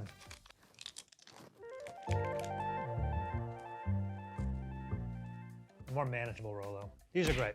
Almond. It's a new guy. Dude, these are really good. Dark chocolate M&Ms. Not a big dark chocolate guy. A little more bitter than the regular ones, but they're still coated in candy. Coffee nuts. Oh, they're big. Oh, and they're kind of like the many shades of coffee colored. Oh, I don't know about these. The only good coffee flavored thing is coffee. Everything else is like, don't bother. First miss, mint dark chocolate. It smells a little bit like toothpaste. Ooh, like, yeah, it's got like a nice refreshing. This could replace brushing your teeth in the morning. Let's eat a couple of these. White chocolate peanuts. Yeah, dude, yeah. Like the peanut ones, but a little bit sweeter. And surprise, this one is not in the UK, it is English toffee peanuts. No. One variety, Mega Peanut, is also available here in the US and not in the UK, but at the time of filming this, I was not able to get my hands on it. From what I understand, it's like the peanut's like really big. Now we don't have any major exclusive flavours in the UK, but we do have some linguistic differences. For example, while the US has caramel, we have salted caramel. And while the US has fudge brownie, we have chocolate brownie. I want to see if you can actually taste the salt in the salted caramel. You actually can. Now I am a sucker for salted caramel, but these are really good. We also have a bunch of seasonal M&Ms in the US. These include Christmas options such as sugar cookie M&M. What is up? Oh yeah. Those are good. Mint Christmas. Do M&Ms go bad? Christmas was like 2 months ago. Yeah. Ooh, yeah. Bro. White chocolate pretzel snowballs. I think we had these for the Christmas episode, I forget. White chocolate.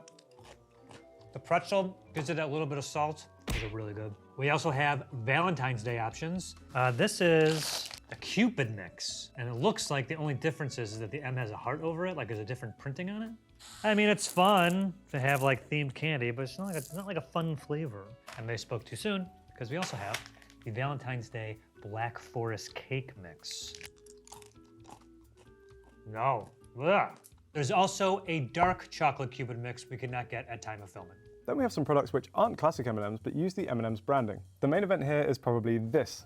This is an M&M's chocolate ball pool party cake.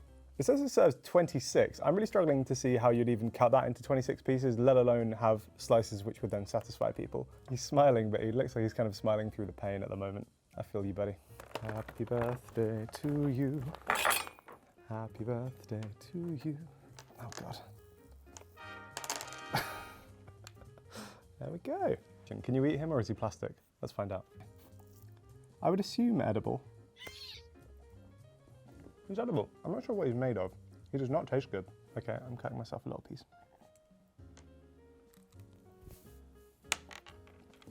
It's actually really not terrible. If I were 8 years old again and someone gave me a piece of this at a birthday party, I wouldn't complain. Following on from the cake, we've got a few more exclusive M&M products in the UK, starting with these chocolate bars. You guys can get these in the US as well. I think we share the peanut and the milk chocolate options, but we have crispy as an exclusive and cookie as an exclusive. They're basically just milk chocolate bars with little pieces of crispy M&Ms or cookies inside. Correct. We do have the chocolate bars here in the US as well. But one exclusive we have is this, the almond M&M's chocolate bar. Next up, we have this M&M's spread with crispy pieces. Now, it's a chocolate and hazelnut flavored spread with crispy M&Ms inside, so it's basically like a Nutella and M&M hybrid. Well, yeah, I'm actually pretty impressed by this. It tastes basically the same as Nutella. I don't know if they're actual M&Ms or just kind of the crispy rice pieces inside this, but either way, adds a nice little crunch, you know, bit of texture. Next up, we have these M&M's double chocolate cookies. Now, the double chocolate in the name comes from the fact that they are chocolate cookies, and then they also contain chocolate M&Ms. You know, as far as a crunchy UK cookie goes, not too bad. Next up, we've got 2 Easter egg options. It's a sort of hollow chocolate egg, usually comes with a couple of bags of sweets of your choosing, in this case M&Ms. They're given to kids around Easter time to celebrate the holiday. Now for M&Ms, these are available as either brownie or crispy options. I actually don't know if Americans do Easter eggs. Joe, is that a thing in the States? Easter eggs, Easter candy, Easter chocolate, Easter baskets, Easter bunny, all that stuff is very popular in America as well. We can also get a bunch of non-standard M&M stuff here in the US. For instance, we have M&M cookie ice cream sandwiches. Weird, these boxes are open. That's so weird. It says 4, but there's only 2 in here. I don't know what happened.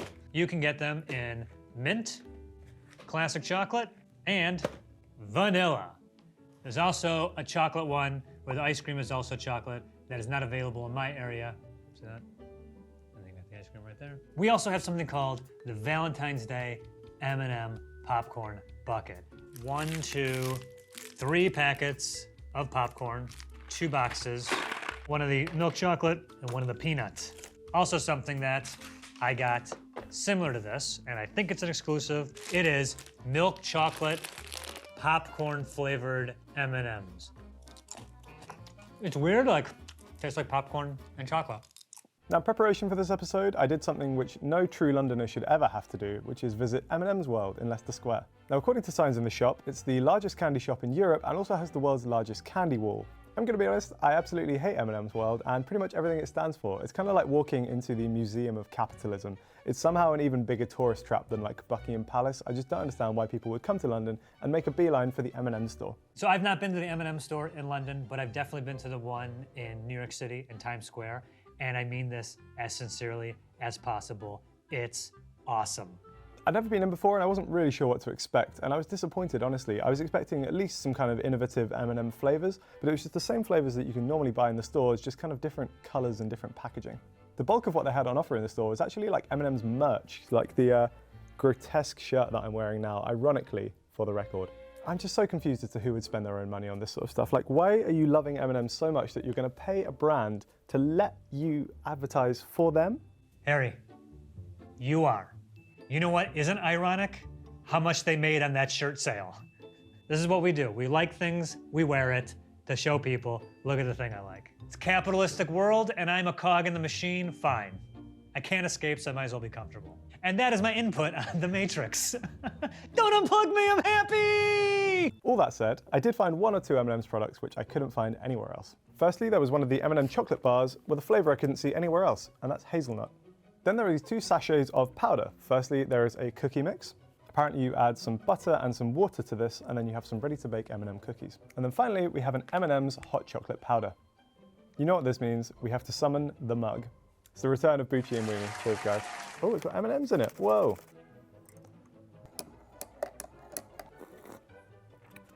No, that's fine. It's better than the Oreo one. The bar was admittedly really low, but given the option, I would of course make this with milk instead of hot water, and I think if you did that, it would actually be pretty good. Carrying on from the earlier discussion about the M&M's stores, I do just want to quickly call out M&M's for having some really questionable branding. A big recurring theme is that the M&M's are really sexualized in all of the marketing materials. There was that TV ad where the M&M was kind of in bed with that guy's wife. I feel like the green M&M gets sexualized quite a lot, and also if you go on the official M&M's website, they have some really questionable bios. For example, if you go on the bio of the brown M&M, you'll see that she has a turn-on listed, which is power. Her appearance is described as sexy, sophisticated, and her best attribute is her big, beautiful brain. As part of my M&M's World visit, I did a scan which told me which M&M I was, and I got yellow, so let's take a look at his bio. So apparently my likes are pretty ladies and fluffy things.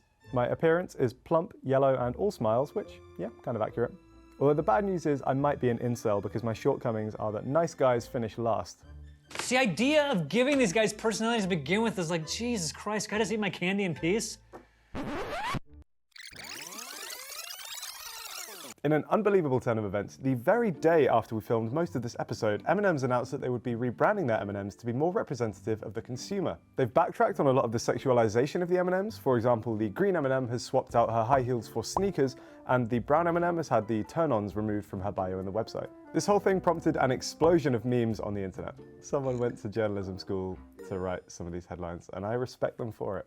I don't know why anyone, if you had an opinion on this, for or against it, you have entirely too much time on your hands. It's also worth pointing out that some have suggested the M&M's rebrand could be suspiciously timed and that they might be trying to draw attention away from an ongoing class action lawsuit. Mars, the owner of M&M's, along with several other major chocolate producers including Hershey's, Nestle and more, have been accused of using cocoa from plantations which use child slave laborers. Oh, God. Mars told Bloomberg, we do not comment on any possible pending litigation. That's the fact that it wasn't a blanket, of course not, what? The fact like, oh, we can't comment on it, it's like, that's a yes. The lawsuit is still ongoing, so we'll have to wait and see if any more details emerge. Was the timing of the rebrand coincidental or cynical? We'll let you guys decide. I like how I just found out about that after I ate all these M&Ms. Well, if I make everyone feel better, I have a huge headache from eating all this junk food. In the US, the recommended serving size of M&Ms is 28 grams, which is roughly 1 ounce. So when it comes to classic M&Ms, the US version has more calories, saturated fat, carbs, and sodium. The UK M&Ms actually contain more total fat as well as more sugar. Sugar is the worst nutritional offender as far as M&Ms are concerned. 28 grams of UK M&Ms contains just over a third of your daily sugar allowance. What about the least healthiest M&M in the US? Well, for us, it's a two-way tie between the peanut butter and the white chocolate peanut. Both of these contain 150 calories per 28 grams, as well as 8 grams of fat. In the UK, our least healthy M&M is peanut. A 28-gram serving of UK peanut M&Ms would contain 144 calories, as well as a slightly increased 7.28 grams of total fat. From calorie count to portion sizes, we wanted to find out all the differences between Pepsi in the UK and the US. This is Food Wars. In the UK, Pepsi comes in a range of portion sizes, but these do vary slightly depending on which type of Pepsi you're buying. We used to be able to get mini cans, but they've been discontinued, so now you can get classic Pepsi in 4 portion sizes. There's a 330 milliliter can, there's a 500 milliliter bottle, there's a 1.5 litre bottle, and there's a 2 litre bottle. In the US, our Pepsi comes in these following sizes. The mini can is the smallest, 7.5 fluid ounces. Next one up, the classic can, 12 fluid ounces. Then we move up to plastic bottles. This one is 16.9 fluid ounces. And then we got the 20 fluid ounce bottle. And if that's not enough, we go up to 1 liter bottle, liter of cola. Then moving up a little bit more, 1.25 liter bottle. And then our biggest bottle is the 2 liter bottle. We can also get glass bottles, but like the classic can, they are 12 ounces. Where regular Pepsi is concerned, both countries cap out at a 2 litre bottle. However, in the UK, we can go one step further when it comes to Diet and Max Pepsi. Certain retailers, such as Iceland or B&M, stock these. a 3-litre bottle of Pepsi Max or Pepsi Diet. We finally have something bigger than America. We did it. I don't know if that's a good or a bad thing. Probably bad for the sort of nation's health, but you know, nice to be different for once. There are some other slight size differences for the sugar and sugar-free options in the UK as well. For example, in the UK, we can get a 1.25 litre bottle of Pepsi Max or Pepsi Diet, which we can't get for the classic Pepsi. The size differences are largely down to the UK's sugar tax. It's a tax which raised the price of drinks with more than 5 grams of sugar per 100 millilitres. The higher prices reduced the demand for the full sugar versions of soft drinks, making it less viable to sell them in large containers, such as the 3-litre. But don't worry, because you can still get sugary Pepsi in bulk quantities.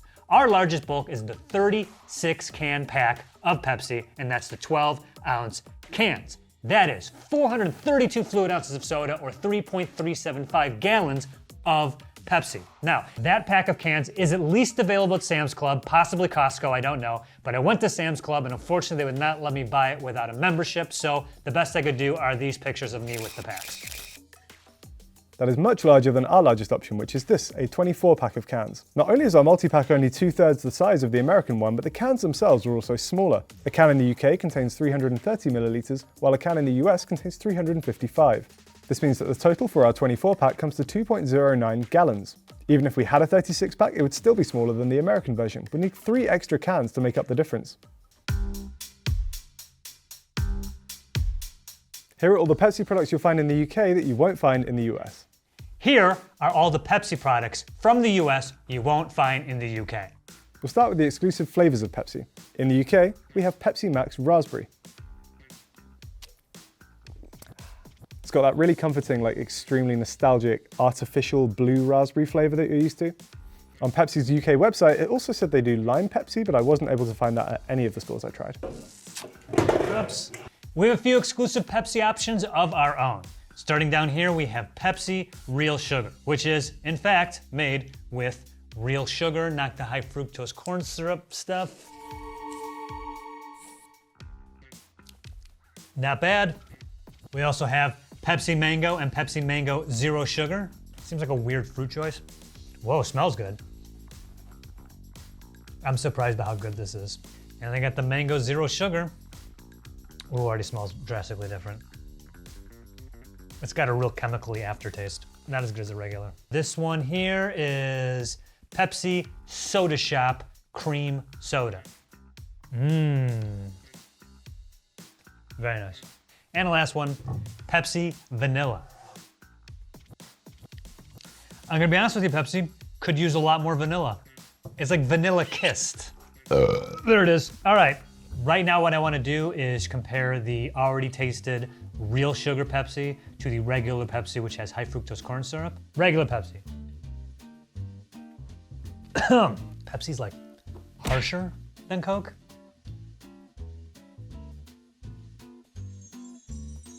Yeah. About to say something somewhat controversial, but bring it, I want all the smoke. Real sugar Pepsi tastes just like Coke. It's just smoother. This is like, yeah, this is like harsher. Joe was kind enough to send me some American Pepsi as well as some real sugar Pepsi, so I'm going to do a 3-way taste test and see if I can tell the difference. Pepsi number 1. That's very like strong flavor, quite like a syrupy texture to it almost. Pepsi number 2. Yeah, very sweet, but almost in a more gentle kind of way. And then number 3. More similar in kind of like, I'd say sweetness and mouthfeel to the middle one. This one is the one that stood out with the strongest taste, in my opinion. These two were very similar, which is making me think that these are the British and real sugar Pepsis. I'm not sure in which order, but they had a more gentle taste, whereas this one seemed harsher and tasted very syrupy. So I'm gonna guess British, American real sugar, American normal Pepsi. I'm shocked. These two tasted really similar to me, and this one stood out, like I said, and it wasn't particularly pleasant. Maybe the UK needs to take a leaf out of America's book and just put high fructose corn syrup in everything. The other exclusive Pepsi item in the UK is this Pepsi SodaStream syrup. For the uninitiated, a SodaStream is a device which lets you carbonate your own drinks at home. Now, as a sparkling water obsessive, I actually own one of these. So we're gonna make our own Pepsi. So what you do is you get one of your little SodaStream bottles, fill it to the first line and attach it to the machine. Then you press this button and the magic happens.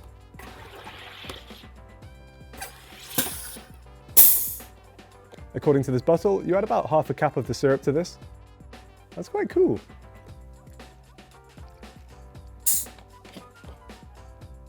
The first thing I get is just Pepsi. It tastes a lot like Pepsi Max. There is a slightly unpleasant aftertaste, which I'm not sure where that's come from. Maybe I used too much syrup, who knows? But I think, yeah, in terms of recreating a fizzy drink at home with like not a lot of equipment, it's pretty good. And that's pretty much it as far as Pepsi exclusives are concerned, but we're not stopping there. PepsiCo owns more beverage brands, but it does differ depending on which country you live in. Now, while in the US, Keurig Dr. Pepper owns 7-Up, in the UK, it's actually owned by PepsiCo, which means that technically all of these are Pepsi exclusives. British 7-Up comes in 4 forms, as Classic 7-Up, as 7-Up Free, 7-Up Cherry Free, and as the SodaStream syrup.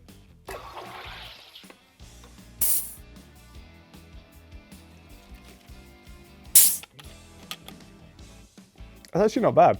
It doesn't have the unpleasant aftertaste that the Pepsi one did. That to me just tastes like 7-Up. One other thing that's worth pointing out is that in the UK, this is considered lemonade. Like if you walk into a pub or a restaurant and ask for a glass of lemonade, this is what you'll get, like a clear, sparkling beverage. Is that not the case in America? That is definitely not lemonade, and it is super weird. Lemonade is like lemon, not juice, right? But you squeeze lemons in water and mix it up, and it's like more refreshing and kind of tart. It is closer to a lemon juice. That it's definitely not carbonated. In front of me, we have something that's brand new, and it is called Pepsi Nitro. What is it? Wait, excuse me. Nitro Pepsi.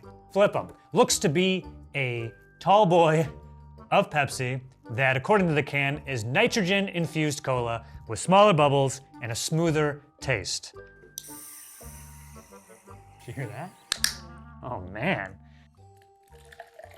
That's a pretty hard pour, right? It's not going crazy like a normal Pepsi would, right? I'm more excited about the vanilla. Let's really get really good audio on this one though. Ready?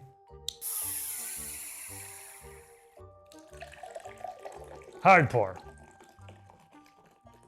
Yeah, it's a little bit smoother, but still tastes just like Pepsi. Not as like carbonated, which is fine. Do the vanilla. Much better. Ooh, that's nice. Yeah. The issue I'm having with it is that the only time soda is that smooth is when it's flat. I'll with it, but it's just okay. Pepsi has a few exclusive brands in the US, including Mug Root Beer, Sierra Mist, and Bubbly, their carbonated water brand. Mug Root Beer. I was the master at being able to tell different root beers on taste. I could tell them apart. That information is like in my DNA. One of these days we'll do like a root beer lineup, root beer taste test. I guarantee I'll ace that test. Yeah, it's taking me back. Also, they got Sierra Mist. I hate Sierra Mist. It's their lemon lime flavor. I don't know if they're competing with Sprite or 7-Up. Always hated this. Sprite is better, 7-Up is better. Sierra Mist is terrible. Sierra Mist tastes the way like fruit flavored shampoo smells, if that makes sense. Okay, and this will be my ranking system from best to worst. So first we're gonna go strawberry.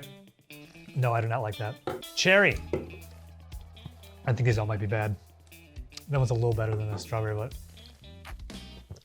Pineapple. Nope. Woof. Grapefruit. Ugh. Low expectations on this one. Oh my God, that smells like an armpit. Oh man, if I went into a public restroom and it smelled like this, I would run out. No. Oh, yeah, that's the worst one. Lime can't screw up lime, come on. Congrats, lime, you're the least offensive. Peach.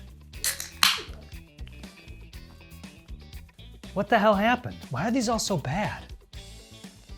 Raspberry.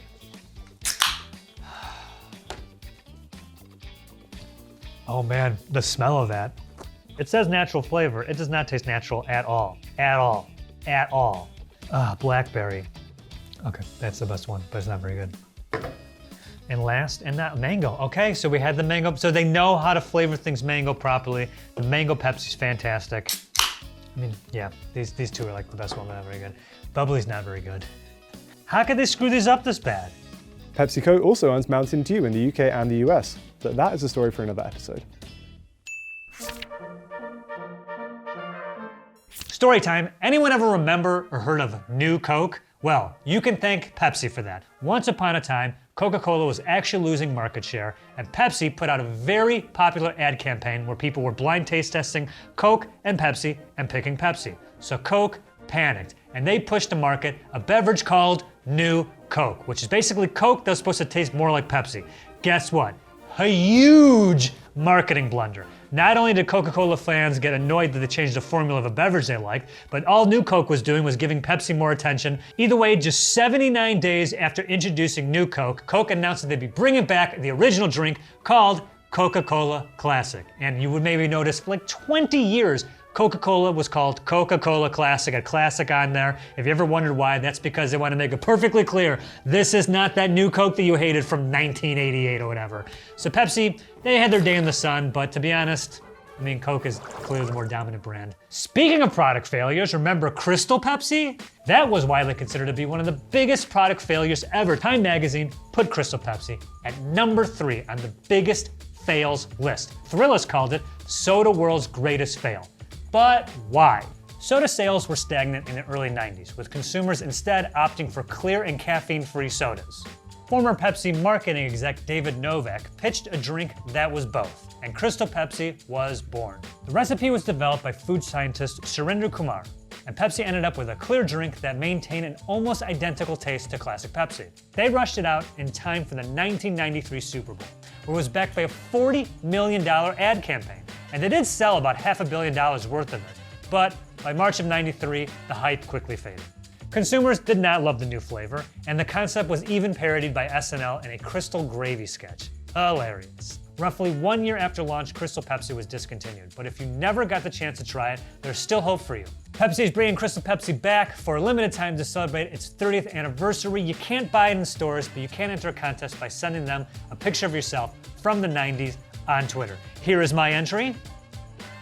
I've got a story of my own. Remember that time when Pepsi briefly became the world's 6th most powerful military force?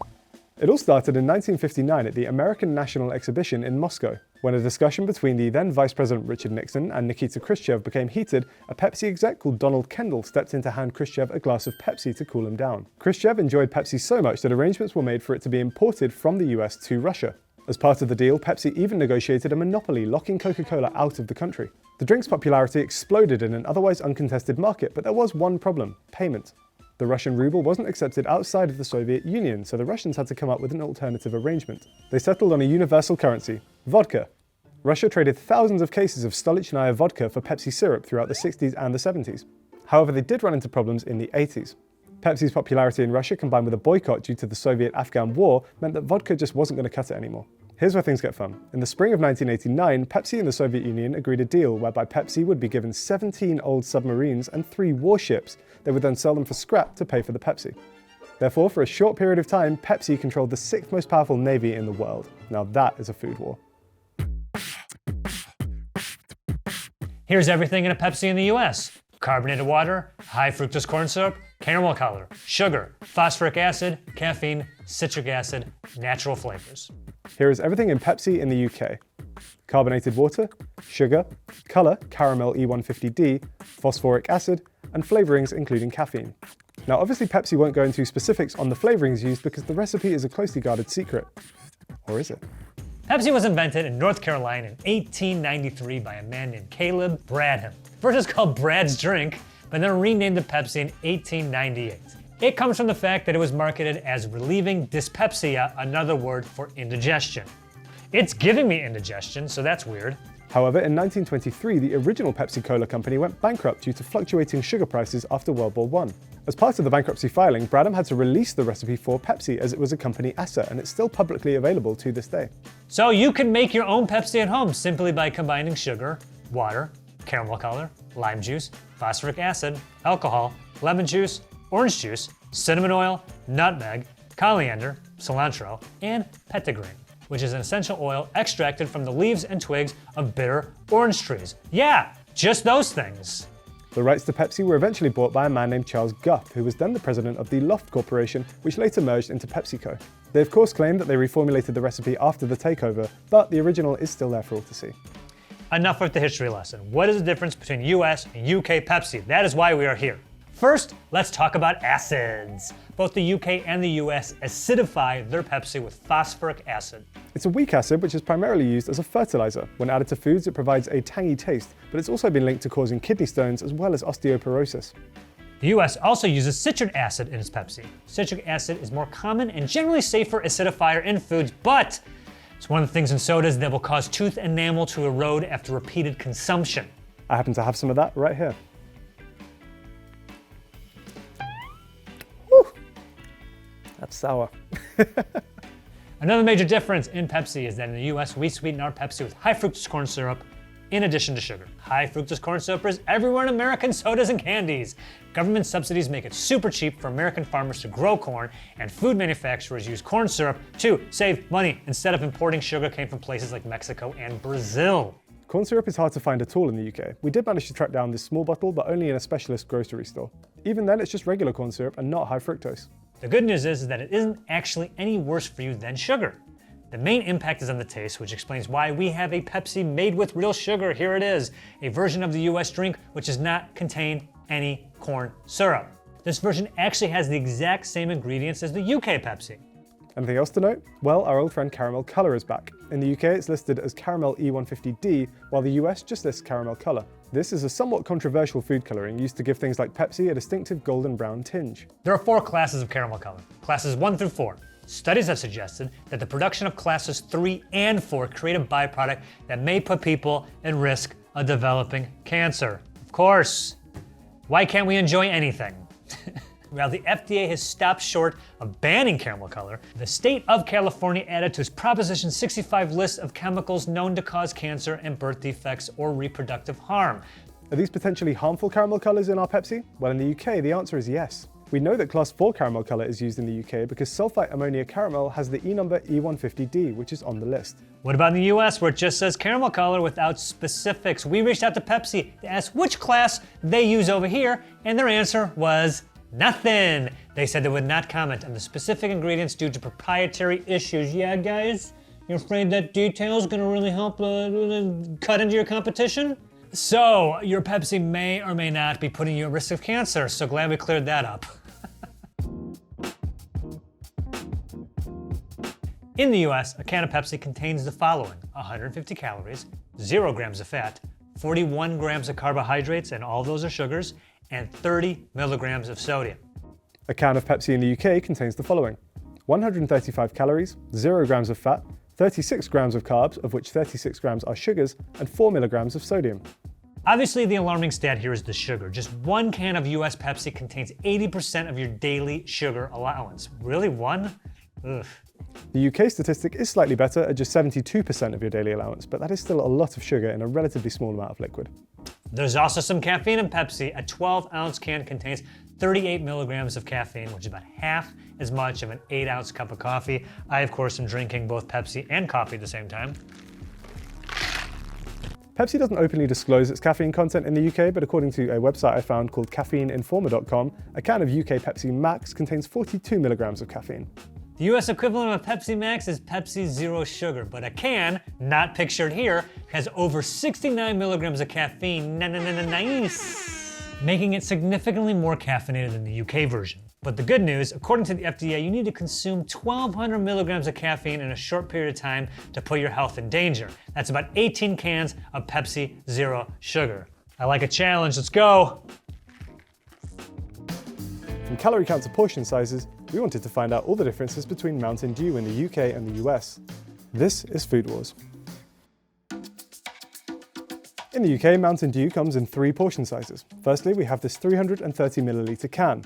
Then we have a 500 milliliter bottle. Then we have our largest size, which is a 1 liter bottle. In the US, Mountain Dew comes in 6 portion sizes. The smallest is this 7.5 ounce mini can. Then we have our standard 12 ounce can. Then a 16 ounce or 1 pint can. Then when we go to bottles, we have a 16.9 or 500 milliliter bottle. Jump up to the 20 ounce bottle. And our largest size, the 2-liter bottle. As you can see, I don't currently have a 1 litre bottle as it was surprisingly hard to track down. I finally thought I'd found some on Amazon and ordered a 6-pack. Then this showed up. They helpfully sent me 12 500ml bottles, which is the same as 6 times 1 litre, however, not really what we were going for, thanks guys. Ha! Our largest size is double the size of the UK's, and we don't even stop there. In the US, our largest single Mountain Dew item is this. 24-pack of 12-ounce cans. That's 8.52 liters of Mountain Dew, or 2.25 gallons. It's a little unclear what our largest single item is. On the UK website, there is a multi-pack listed, but it doesn't say how many cans are in one, and I also couldn't find one anywhere. So I called Britvic, who manufacture Mountain Dew here in the UK on behalf of PepsiCo, and an employee for them told me that the multi-pack actually doesn't exist. The largest item that the company had on their own records that they produce is this.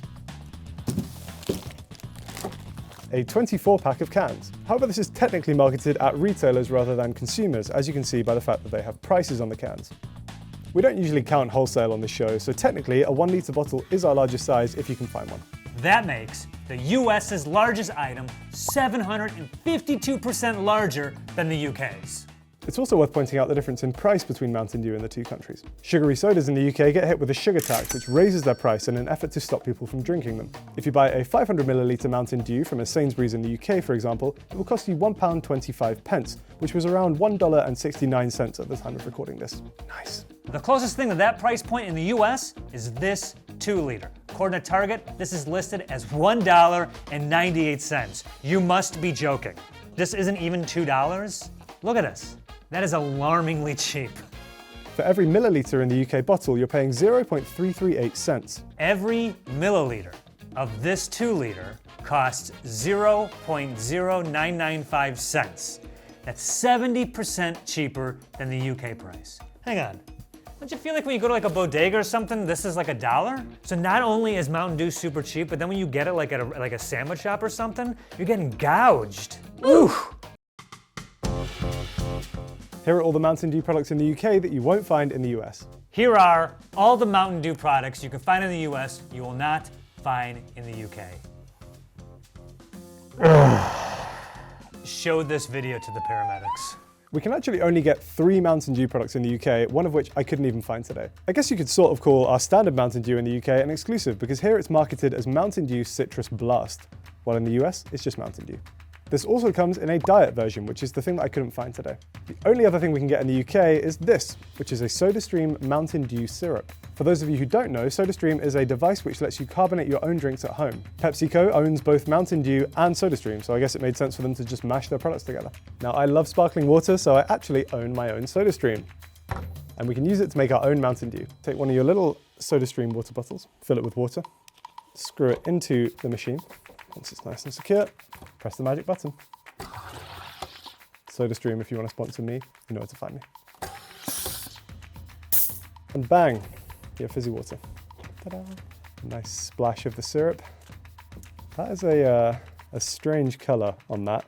I don't think that's what I was expecting it to look like.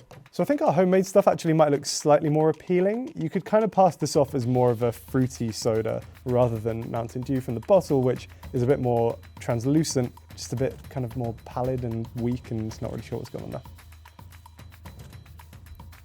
That's actually not bad. That's actually not bad. It's quite a mild flavour. It's not actually aggressively sweet. Also not too bubbly. I guess you have a bit more control over the bubble level with the SodaStream. Despite the difference in the colour, they actually taste really similar. That's actually a pretty accurate recreation.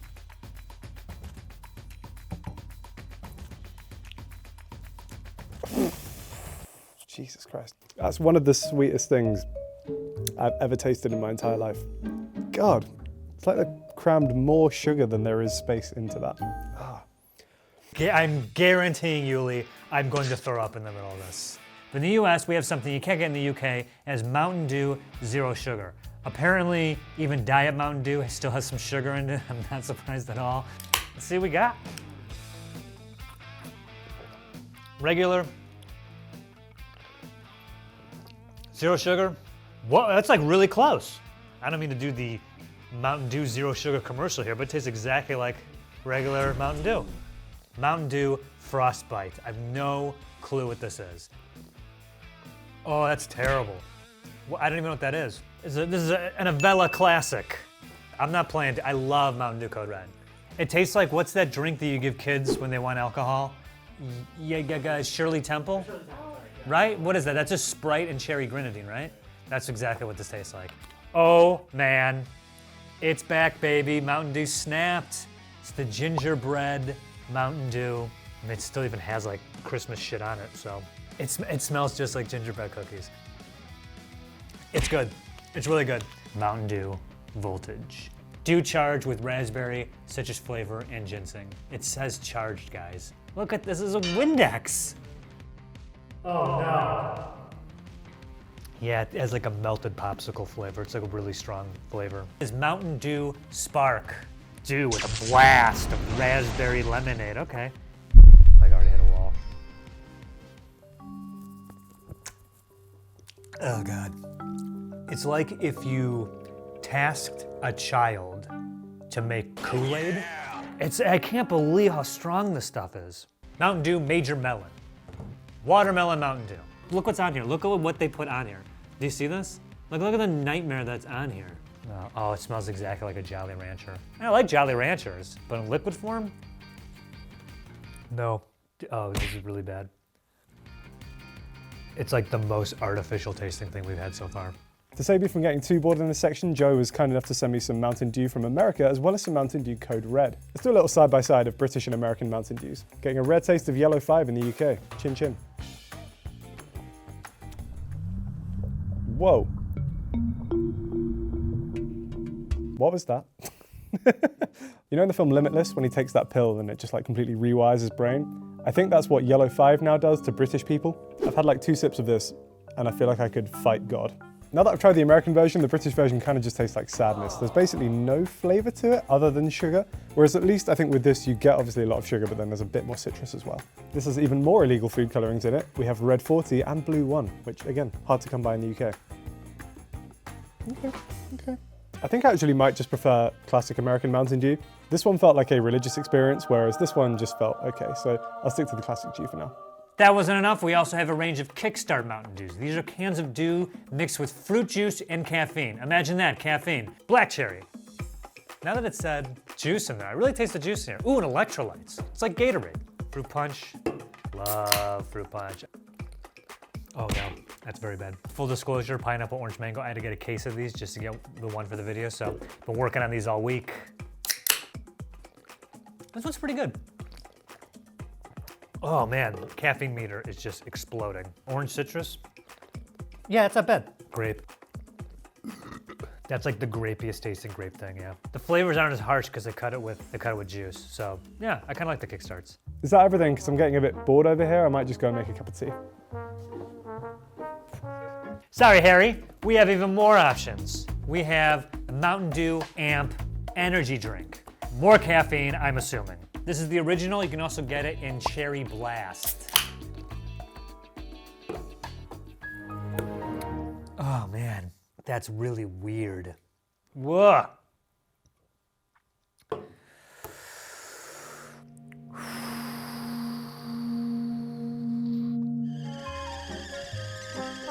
Haha, that wasn't enough. We also have Mountain Dew Energy. Why? What was this? Oh, Jesus. They even broke, oh my God, look, they even broke it down on here. 2 cups of coffee, 5% juice, no added sugar, zinc. Zinc? What's zinc got to do with anything? For all I know, the can's made of zinc. Oh, here it goes. Zinc helps support immune function. I mean, I feel like I'm gonna drink this and like try and run through a brick wall. What's that doing for my health? Citrulline and caffeine in combination have been shown to help improve attention. Get out of my face with this on here. Show this video to the paramedics.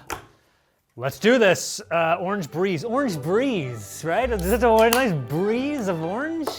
Moments before you tackle a stranger and bite into their neck for sustenance? Oh, that's really bad. I don't think so. They shouldn't even have it like here. They should just have like a Capri Sun, like 2 holes here. You just bite into it like Teen Wolf and drink it that way. Is that possible to do that? Pomegranate Blue Burst. This is driving me out of my mind. I've never had a pomegranate that tastes like that, and if I did, I would spit it out. Oh, Strawberry Melon Spark. Ugh. No, melon drinks are bad. Peach Mango Dawn. A new dawn is here. Oh, my vision is starting to blur. Tropical Sunrise. They've somehow bottled energy. Ugh, like licking a 9-volt.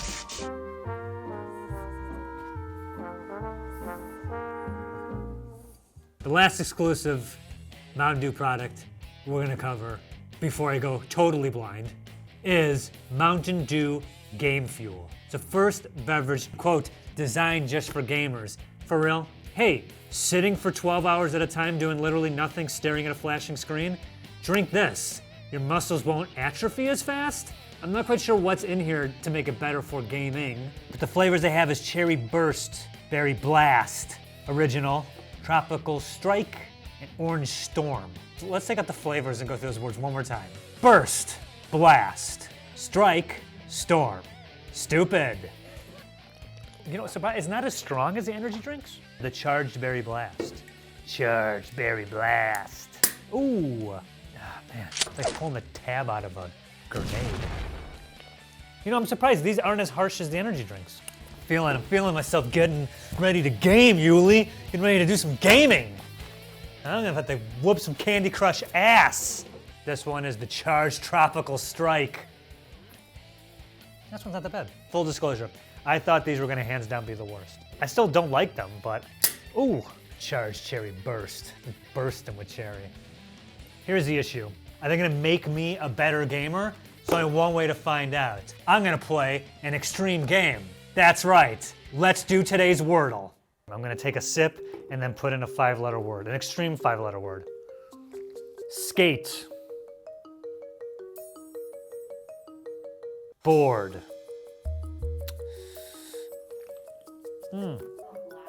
There you go. This game feels not helping. Taste, oh wait, not E though. Okay, blank, A-S-T blank. Let's do CASP. Okay, it could be nasty, N-A-S-T-Y. All right, Wordle, here we go. Is nasty it? Oh! That's right. So what have we learned? Me, nothing. Carry on, don't let me interrupt. If that wasn't enough, Mountain Dew recently partnered with the Boston Beer Company to create Hard Mountain Dew, a boozy, spiked seltzer version of Mountain Dew. And it comes in 4 flavors. Original Mountain Dew, Baja Blast, oh God, black cherry, and watermelon. You're asking, Joe, where is it? I want to see you get drunk. Well, I'm in California, and it currently is only available in the United States, in Tennessee, Iowa, and Florida. Of course it's in Florida. Joe, I think we're going to need the lab coats for this one. Let's do it. There's a fun FAQ on the UK Mountain Dew website explaining why the American version of the product isn't sold here, citing EU regulations. There are some pretty major differences between the two, some of which are potentially harmful. The US sweetens its Mountain Dew with high fructose corn syrup instead of sugar. While it's not necessarily any worse for you, it provides an even sweeter taste with a slightly more chemical flavor. The US also flavors its dew with orange juice, which isn't specifically listed in the UK ingredients. One thing to look out for in the US is sodium benzenate. This is a sodium salt which food producers use as a preservative. On its own, it's harmless, but when it's mixed with certain acids like erythalbic or ascorbic acid, it can form benzene. Benzene is a known carcinogen linked to causing cancer in factory workers who've been exposed to it. The good news is, US Mountain Dew also contains calcium disodium EDTA, aka calcium disodium ethylene diamine tetraacetate. This can't be spelled right. Teraacetate? Look, there's 2 A's next to each other in that word. With the exception of aardvark, I've never seen 2 A's next to each other. And that's how that word starts. This is a flavor enhancer, but it actually helps mitigate the formation of benzene. Fantastic. They added poison chemicals into it, then they just add more chemicals to stop it from being so poisonous. Studies have shown that it chelates the metallic ions that catalyze hydroxyl radical formation. That's a complicated way of saying that it removes the fuel from the fire. Talk about teeth for a second, because Mountain Dew is pretty bad for your teeth. When a man sued PepsiCo in 2009, he alleged that he found a mouse in his can of Mountain Dew. But experts called in by PepsiCo said that couldn't have been true because Mountain Dew would have dissolved the mouse into a jelly-like substance. Oh my God. If it is strong enough to dissolve an entire mouse, you can imagine the effect Mountain Dew has on the enamel of your teeth. But why is this happening? It comes down to two things, sugar and acid. Tooth enamel will start to erode if your mouth's pH level drops below 5.5. Mountain Dew has a pH of around 3.3, which is acidic, but actually on the better end of the spectrum as far as sodas are concerned. Sugar itself has a neutral pH, so why does it aid tooth decay? Our mouths play host to a range of bacteria. They're usually harmless and can even be helpful by fighting things like gingivitis. However, they also love sugar, and when they eat it, they produce acid. Bacteria like Streptococcus mutans will metabolize sugar into lactic acid, which will then erode your teeth. The more sugar in a soda, the more food these bacteria have and the more acid they'll produce. So sugar isn't causing it per se, but it is aiding tooth decay. Acids commonly used in soda include citric acid and phosphoric acid. Firstly, these acids will lower the pH of your soda and contribute to regular erosion. But they're also examples of polybasic acids. These bind to the calcium in our teeth and cause us to lose enamel through dissolution. It's kind of like how you can use acid to dissolve rust on a metallic object. All in all, while Mountain Dew might not have one of the lowest pHs when compared to other sodas, its sugar content combined with its other ingredients means that it is one of the worst for your teeth. A 2004 study placed it as the second worst offender for the dissolution of tooth enamel, second only to Sprite. Really? Sprite's worse? And the bad news is, the sugar-free versions of sodas don't seem to be any less harmful. The replacement sweeteners have the same effect on the bacteria in your teeth. If you're worried about your teeth, it's better to drink a soda quickly than it is to continuously sip it and prolong the exposure. Or, you could just stop drinking soda. Interestingly, the UK version actually has 1 more gram of sugar when compared to the American version. But our Mountain Dew is slightly more calorific and has doubled the sodium of the UK version. The bottles contain 132 and 130% of your daily sugar allowance respectively. Let's find out what that looks like. Wait, this is for how big of a thing? No way. Yeah. Oh my God. That's 50. We're not done yet. That's an appalling amount of sugar. I'm still gonna drink it. Another thing worth pointing out is the caffeine content of your Mountain Dew. In the UK, many supermarkets will actually list Mountain Dew as Mountain Dew Energy. This is because we have stricter rules in the UK about what does and doesn't count as an energy drink. In the UK, sugar is a major factor in deciding whether or not something is an energy drink as opposed to just caffeine. Mountain Dew doesn't actually disclose its caffeine content in the UK. All I could find was this Twitter reply from 2018 where they said it used to be an energy drink, but then they reformulated it and now it has a similar amount of caffeine to Pepsi. They claim that this is less than half the caffeine content of a cup of coffee. Regular Mountain Dew contains 72 milligrams of caffeine per 16 ounces. There's around 92 milligrams of caffeine in the same amount of Kickstart. Almost 1.5 espressos worth of caffeine. Moving up, Mountain Dew Amp, Original, and Cherry contain 142 and 160 milligrams of caffeine per 16 ounces, more than a double espresso. The worst offender is Mountain Dew Energy. One of these cans contains 180 milligrams of caffeine per 16 ounces, which is basically a triple espresso. For reference, the FDA recommends that the average healthy adult shouldn't consume more than 400 milligrams of caffeine per day. That's just over 2 of those Mountain Dew Energies. It's around the 1,200 milligram mark where you're actually putting yourself in danger. According to the FDA, ingesting 1,200 milligrams of caffeine and you may experience seizures or put yourself at risk of cardiac arrhythmia. So please do not drink more than 6 of these at one time. The good news is that the lethal dose of caffeine is around 5 grams. So to actually overdose on Mountain Dew, you'd need to chug 28 of the Mountain Dew Energies in pretty quick succession. What a way to go. From calorie count to portion sizes, we wanted to find out all the differences between Monster Energy in the UK and the US. This is Food Wars. Officially speaking, classic Monster Energy only comes in one portion size in the UK, a 500 milliliter can. I looked around for other sizes online and I thought I'd found some 440 milliliter cans. But unfortunately, the seller just sent me a bunch more regular cans. Only on Food Wars are we annoyed when they send you more than you paid for. Classic US Monster Energy comes in 2 sizes, the standard 16-ounce cans or the Mega Monster Energy can, which is 24 ounces. Good Lord, that's 710 milliliters, a 42% increase of the largest UK can. This is too big. This looks like the canister of ooze that fell in the sewer and made the Ninja Turtles. When you buy other Monster products in the UK, however, some of them do come in different sizes to the classic can. For example, an espresso Monster can in the UK is just 250 millilitres. Certain Monster Ultra flavours come in a 553 millilitre mega can. And if you get a bottle of Monster Hydro Sport, it comes in a 650 millilitre bottle. The type of Monster Energy you drink also affects the can size in the US. Java Monster cans come in 15 fluid ounces, and the Rehab Monsters come in cans of 15.5 fluid ounces. 16's too much. 15.5? Print it!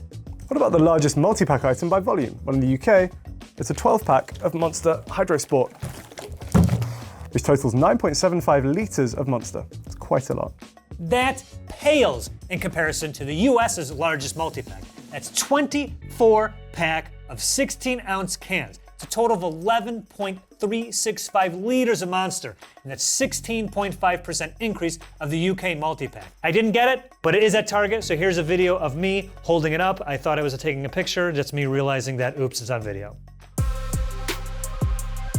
Here are all the Monster Energy products you'll find in the UK, including those that you won't find in the US. Here are all the Monster Energy products in the US, including a bunch you won't find in the UK. Not only are we going to talk through all of these, but we're also going to taste them and provide some thoughts. Oh, I'm dead. I'm dead. I barely survived the Mountain Dew episode, so. If you would have thought by now in Food Wars I would have learned my lesson, you would think wrong. Let's start with just the classic Monster Energy drinks. In the UK, we have two flavours that you won't find in the US. We could only get one of them today, and it's this one, the Lewis Hamilton 44 Monster Energy. Lewis Hamilton is a Formula One driver. He's one of the best ones of all time. He's got, I think, 7 world championships. And when he races, he wears his lucky number, which is 44. So they partnered with Lewis to create this drink. Let's give it a try. It just smells like Red Bull, I'll be honest. It's probably a good time now to say that I don't actually drink energy drinks. I barely even drink coffee. I'm very loyal to tea. So this is going to be fun. Cheers. It's just quite a standard energy drink flavour, but yeah, it goes down pretty smooth. I wonder if this would make me faster if I drank it. The other exclusive UK Monster Energy flavour is VR46, which unfortunately I wasn't able to track down today. The VR46 can is designed in collaboration with Valentino Rossi, who's a very famous MotoGP driver. I'm sad I couldn't get the can today because it gave me enormous Mario Sunshine vibes. Also, I need to stop drinking this because I've got a lot more monsters to try. We have a few exclusive Monster Energy drinks in the US. Got the Monster Energy Low Carb. Oh, I hate how that smells. Like, I instantly have a headache. This has to be the first time in history someone has poured Monster Energy drink into a cup and not drank it straight from the can, right? Who's ever done this before? It tastes like electricity. Next up, we have the Monster Reserve Watermelon and the Reserve White Pineapple. Oh. It tastes like sparkling juice, I guess. There's like this flavor of like static. I got this one. This is the Monster Import Super Premium. What is the? It's 18.6 fluid ounces. But look at the top on this one. Do you understand how to open this? Oh, here we go. This to me is like, maybe don't drink this all in one sitting. While in Europe at the Spanish MotoGP, we saw a cool resealable can and knew it'd be perfect for Monster. The can company said, only available in Europe. We said, BS, we gotta have it. Whoa, Monster with the attitude. If you could open and close the can with one hand, you probably dated a lot when you were younger. I mean, everyone who's drinking this is 12. How European. The next category is juiced Monster. Well, in the UK it's juiced, whereas in the US it seems to just be juice. We do share most of our flavours with the US in this category, but we do have one or two which are different. We'll start over here with Ripper. When I first saw the can and the name, I thought it was like based on Australia because you little Ripper is like a kind of Australian saying. But then I read the can and it turns out it's actually based on Hawaii and surf culture. Sometimes you gotta just throw a shrimp on the barbie and say, you little Ripper. Ooh, this one smells nice. I've sipped like 2 of these and I have a headache already, so this is going well. Then we have one which seems to be a linguistic difference. In the UK, you can find juiced monarch. The can is adorned with loads of butterflies, and monarch is of course a type of butterfly. Whereas in the US, you guys have papillon, which is French for butterfly. So I'm not really sure what they've gone for there. Obviously the UK has a monarch, so maybe we've just gone for the kind of royal theme on this one, who knows? Ooh, I actually like that one. Oh no, this is bad. I can't like these. I'm not ready for an energy drink era. Our Juice Monster drinks come in 2 exclusives. The Juice Monster Pantheon, butterfly themed like UK Monarch. I mean, I don't want to keep drinking this, but if I had to, I wouldn't be as upset. Aussie lemonade style. It's like, I'm surprised these don't have alcohol in them, because it smells like an alcoholic beverage. Ugh. Actually, I do like this. It's not bad, because it tastes just like lemonade. Like I'm drinking it, doesn't feel like I'm also like getting energized to fight. Next up, we have some coffee and Monster hybrid beverages. In the UK, on the website, it shows us Espresso Monster, and these include Espresso and Milk Monster, Vanilla Espresso Monster, and Salted Caramel Espresso Monster. However, if you click the Buy Now link, it takes you to a page which doesn't actually seem to contain any Espresso Monster, so I'm not sure if they've been discontinued or not. I was able to track down the Espresso and Milk Monster on the internet. To be fair, that just tastes like a coffee. I don't get any kind of like monstery elements from that, which I think is a good thing. The pace at which I talk is just going to increase and increase throughout this episode. We have the Coffee Monster in the US too. However, over here, we call it the Java Monster. And there's so many flavors. Got the Java Monster Mean Bean, the Loca Mocha, Kona Blend, the Irish Blend, the Low-Cal Vanilla Light, the Salted Caramel, the Swiss Chocolate, the Cold Brew Latte, the Cold Brew Sweet Black, the Farmer's Oats Vegan Coffee, and the 300 Triple Shot Mocha and 300 Triple Shot French Vanilla. I, of course, got the 300 Triple Shot Mocha. Aha. 300 milligrams of natural caffeine. Oh, go to hell. Robust coffee plus cream. Oh, there's cream in this? It says shake it up. So I'm shaking it. Why did it have me shake it up? Why did it have me shake it up?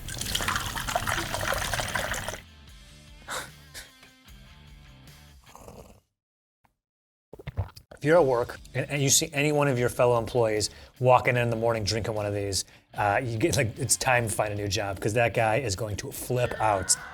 Bad. Is there napkins somewhere? Next up, we've got Monster Hydro Sport.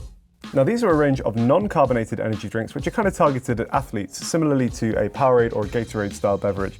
In the UK, they come in 3 flavors: Charge, Striker, and Hang Time. I've only got the Charge flavor today. You can find the other ones on the internet, but we're gonna give this one a try. It's got a really strong, slightly chemical smell to it, but the taste actually isn't that bad. In the UK, we drink a lot of squash, which is kind of like a concentrated juice thing that then you dilute with water. It just tastes like a kind of strong squash. We're making a mess. All right. Monster Hydro Sport Energy Water for advanced hydration. Okay, they have a bunch of these. This is the Tropical Thunder. Okay, ooh. And it looks exactly like Gatorade. Oh, this is bad. Yeah. Purple Passion.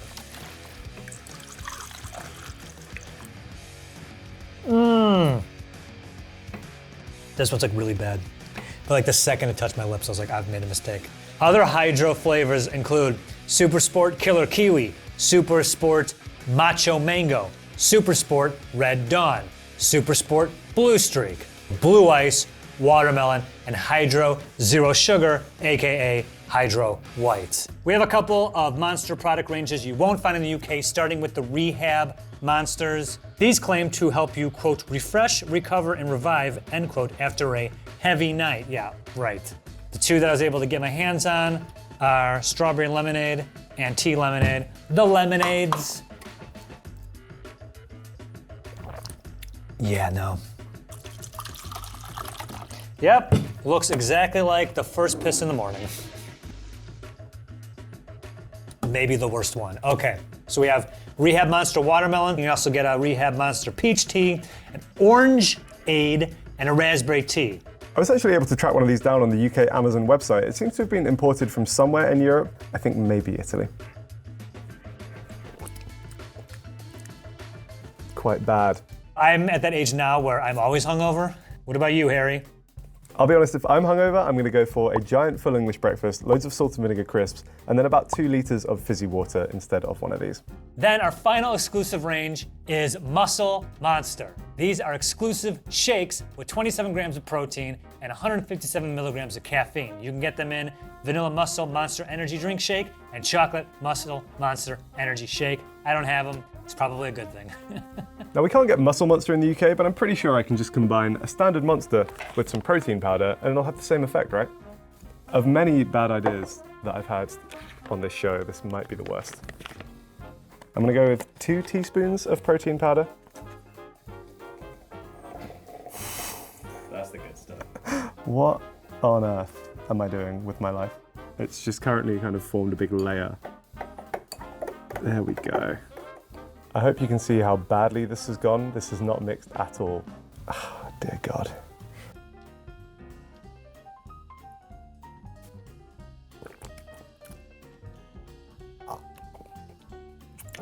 Oh God.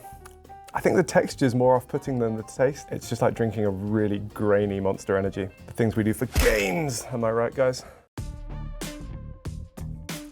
Monster Energy products have some ingredients that you might want to watch out for. But there are also lessons to be learned about ingredients which sound scary but are actually completely fine.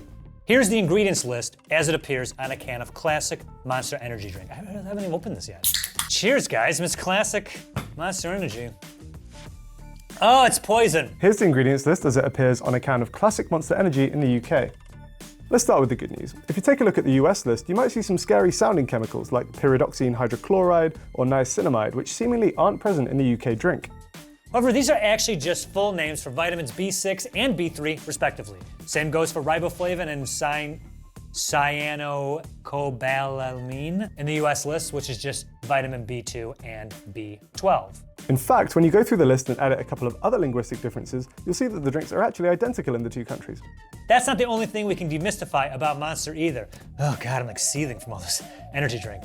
You may notice that Monster contains taurine. For years, taurine has been the subject of some inaccurate rumors on social media. Inaccurate rumors on social media? Huh? Taurine has been associated with bulls, drawing its name from the Latin taurus. Some people ran with this and falsely claimed that taurine is code for bull semen. You have to be an absolute idiot to think that taurine is bull semen. Period. The name taurine comes from the fact that it was actually first isolated from ox bile. Even more good news is that there's no ox spit in Monster Energy either, as most food producers will now use a synthetic version of taurine that isn't derived from animals. This also means that Monster is suitable for vegans. Okay, enough defending Monster. What about the more questionable ingredients? Some of the flavors of Monster Energy drink contain controversial food colorings. For instance, all these 4 bad boys have red 40 in them. This is the visual representation of children bouncing off the walls. All these got the red 40 in it. Let's do a power controversial chemical taste test. Bad. Somehow worse. I don't know what flowers taste like. Definitely not that. That's kind of nice, actually. This other one that's sitting over here, if you're wondering why it's over here, so I'm talking like super fast all of a sudden, this is really kicking in. So this section, the US portion of this is completely disorganized. It's 100% my fault. What time is it? These are food colorings derived from petroleum. They've received a lot of attention in the past due to concerns about their safety. In 2007, a study from UK academics linked red 40, yellow 5, and yellow 6 to hyperactivity in children, possibly adults, and yellow number 5 to also being linked to causing cancer. Give me a dancing rat sometime now. Thank you. While these dyes aren't illegal in the UK, most manufacturers will still avoid using them because if they are added to food, they must bear a warning label which says that they may have an adverse effect on activity and attention in children. However, as Monster Energy is kind of designed to make you hyperactive, it's one of the UK products which still uses one of them. Our Pipeline Punch and Ultra Red Monster Energies contain red 40, listed on the ingredients as E129, which means that they also have to have the hyperactivity warning. The good news for the UK is that we stopped short of using yellow 5 and yellow 6 in our Monster, instead opting to use carotenes to colour our yellow drinks like Mango Loco. There was one other Monster-based controversy that came out of the British Isles. The Republic of Ireland pulled 4 varieties of Monster from its shelves, including Juiced Ripper and Lewis Hamilton 44, after they were found to contain excessive levels of propylene glycol. Propylene glycol, no idea that's how it's pronounced, is a chemical which has GRAS, generally recognized as safe, status from the FDA. It's mostly used in food as a humectant, which is something which absorbs water and provides additional nutritional value. It has been the subject of some hysteria in the past. It's one of the main ingredients of antifreeze as it can lower the freezing point of liquids. However, this level of it would never be found in food or drink. Even the Food Safety Authority of Ireland said that the products it recalled were unlikely to cause any harmful effects. Let's talk about caffeine for a second. Regular Monster Energy in the UK contains 32 milligrams of caffeine per 100 millilitres, which equates to 160 milligrams in a 500 milliliter can. A regular can of Monster Energy in the US also contains 160 milligrams of caffeine, with a slightly higher figure per milliliter than the UK, as our cans are slightly smaller. That's roughly equivalent to 2 shots of espresso, which usually contain around 80 milligrams of caffeine per shot. If we're talking per milliliter, the UK's most caffeinated monster would be the Espresso Monster, which contains around 60 milligrams of caffeine per 100 millilitres, almost double the amount of the normal can. However, the UK espresso cans are only 250 millilitres. That means that a whole can of that contains less caffeine than a whole can of the classic version. The most caffeinated US Monster drink is the Monster Java 300 line, which, as the name suggests, contains 300 milligrams of caffeine per 15 fluid ounces. Good Hagad. At what point does caffeine intake become a problem? The FDA says that 400 milligrams per day is generally not associated with dangerous negative effects. But if you consume 1,200 milligrams in a relatively short amount of time, that's when the toxic effects like seizures can start to be observed. According to the FDA, a life-threatening dose of caffeine is 10 grams of caffeine. It's surprisingly easy to get hold of pure caffeine online. Without any age verification, I was able to pay £23 for 100 grams of this, which is theoretically enough to kill 10 people. We're going to weigh out a 10-gram lethal dosage just to show you how little that actually is. So that is roughly what's in there. That right there is more than enough caffeine to kill a normal human being. That was about 4 teaspoons worth. What's this like in terms of Monster Energies? Well, in the UK, you'd need to drink 7.5 of them to hit the 1,200 milligram mark, but you'd need to drink 62.5 of them to hit the 10 gram mark. This means you'd be unlikely to die just from the caffeine on its own, but it's not unrealistic that you may experience some negative side effects if you consume a lot of it. It's a little more risky here in the US. Just 4 of these Java 300 cans can put you at risk as seizures, although it'd probably take 33.3 of them to kill you. Yeah, and you wouldn't die from caffeine, you'd die from like your bladder exploding from having 33 of these. How many fluid ounces is that? What's 15 times 33? It's worth mentioning that in some stores across the UK, they will ask for proof of age in order to let you buy Monster Energy. I got ID'd in a co-op trying to buy some of the drinks for this video. There's no legal restriction on the sale of energy drinks in the UK, and they can technically be sold to anyone, but some retailers will voluntarily cap them to people over the age of 16. This is a fantastic idea. I'm not kidding. We should be doing that. The age restriction is no one over 25 drinks this crap. You stop drinking this when you get like, I don't know, responsibilities. There's also a large amount of sugar in Monster Energy. In the UK, a 500 milliliter can contains 55 grams of sugar. That's 110% of your daily allowance. A 16-ounce can in the US contains 54 grams of sugar, which is 108% your daily allowance. Now remember though, the US cans contains around 30 milliliters less than the UK can, so proportionally speaking, they're basically the same. From calorie count to portion sizes, we wanted to find out all the differences between Skittles in the UK and the US. This is Food Wars. In the UK, Skittles come in the following sizes. Firstly, we have these 18-gram fun-size pouches. Then we have these 45-gram bags. Then we have a 125-gram bag of Skittles. Next up is what I think is the most common size, a 152-gram bag. Then we have this one, a 350-gram more to share bag. Then we have our largest size, which is this one, a 1 kilogram big size share bag. And in the US, our Skittles come in these sizes. First one, the fun size, 10 grams. We got the 61.5 gram bag. Next size, 99 gram box. Yeah, the movie theater pack. Yeah, the share size, 113.4 grams. First of the resealable bags, 204.1 grams. This is the grab and go, 255.1 grams. Next bag up, the sharing size, 442.3 grams. The family size, 779.6 grams. Hey, good enough for the Egyptians, good enough for us. Pyramids, check them out.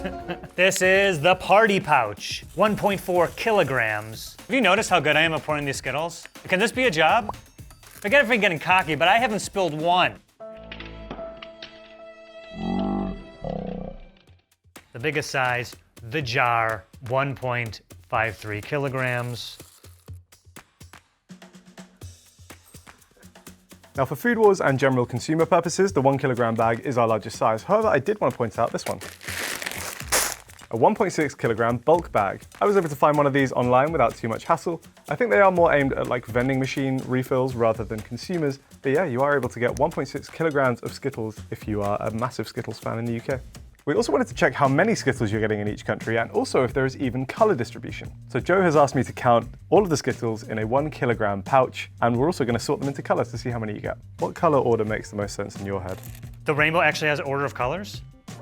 But then, yeah. What do you mean? They were like Roy G. Biv? To me, it's a bit of a Roy Gbiv vibe. More of a CMYK guy.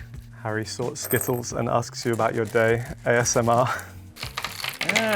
Whoops. Ooh, God. They're all like running around like they have personalities. Just keep seeing the yellow and purple color combination and thinking of Waluigi.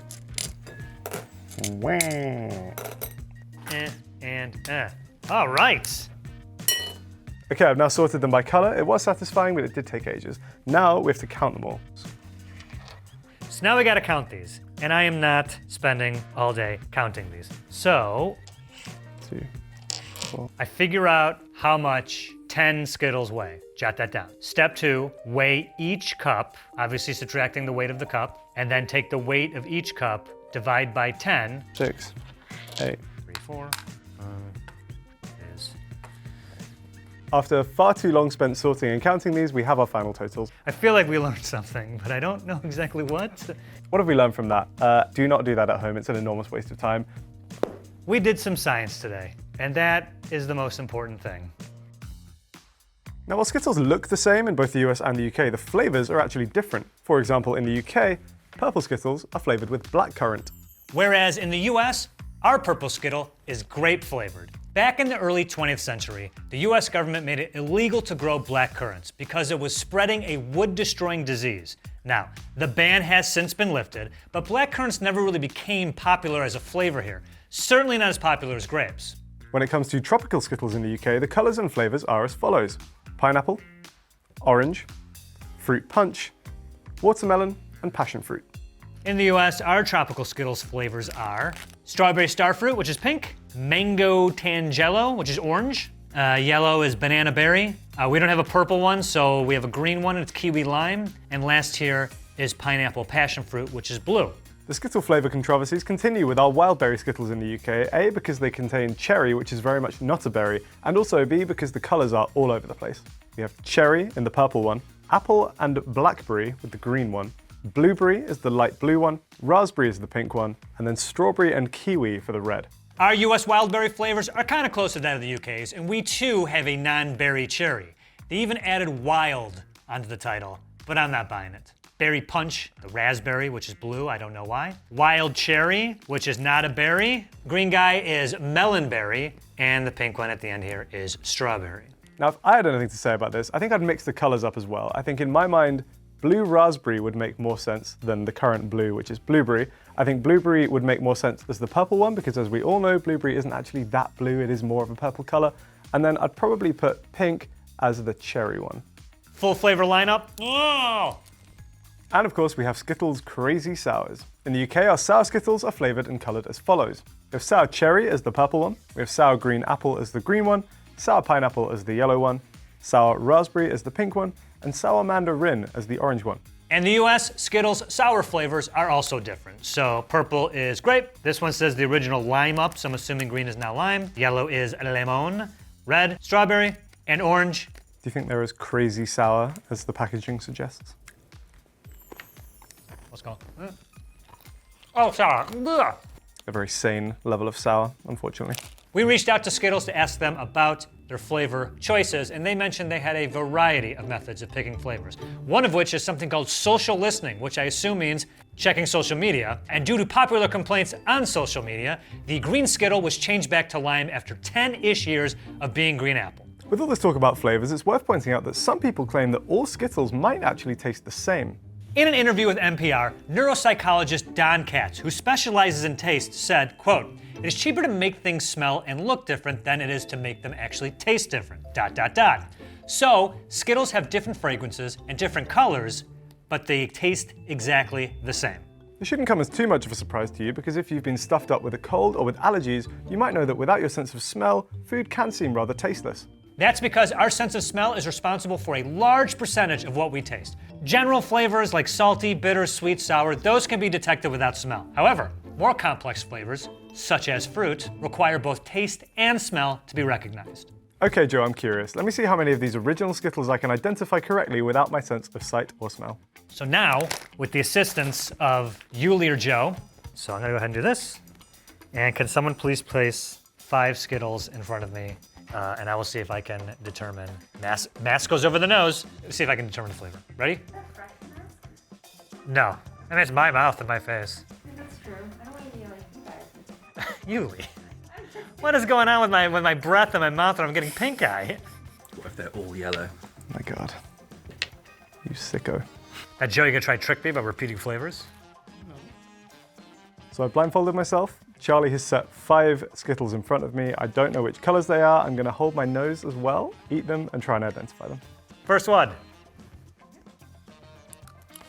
Orange? All right, wish me luck. I really can't taste much. That's tough, wow. I'm literally just guessing. I'm gonna go purple. I have no idea. All right, I need another one to compare. That is making it way, way harder. I think I got some like more berry vibes from the second one. I think the first one was a bit more sour, so it was either maybe like an orange or lemon. I can't taste anything red. That one I don't have a clue about.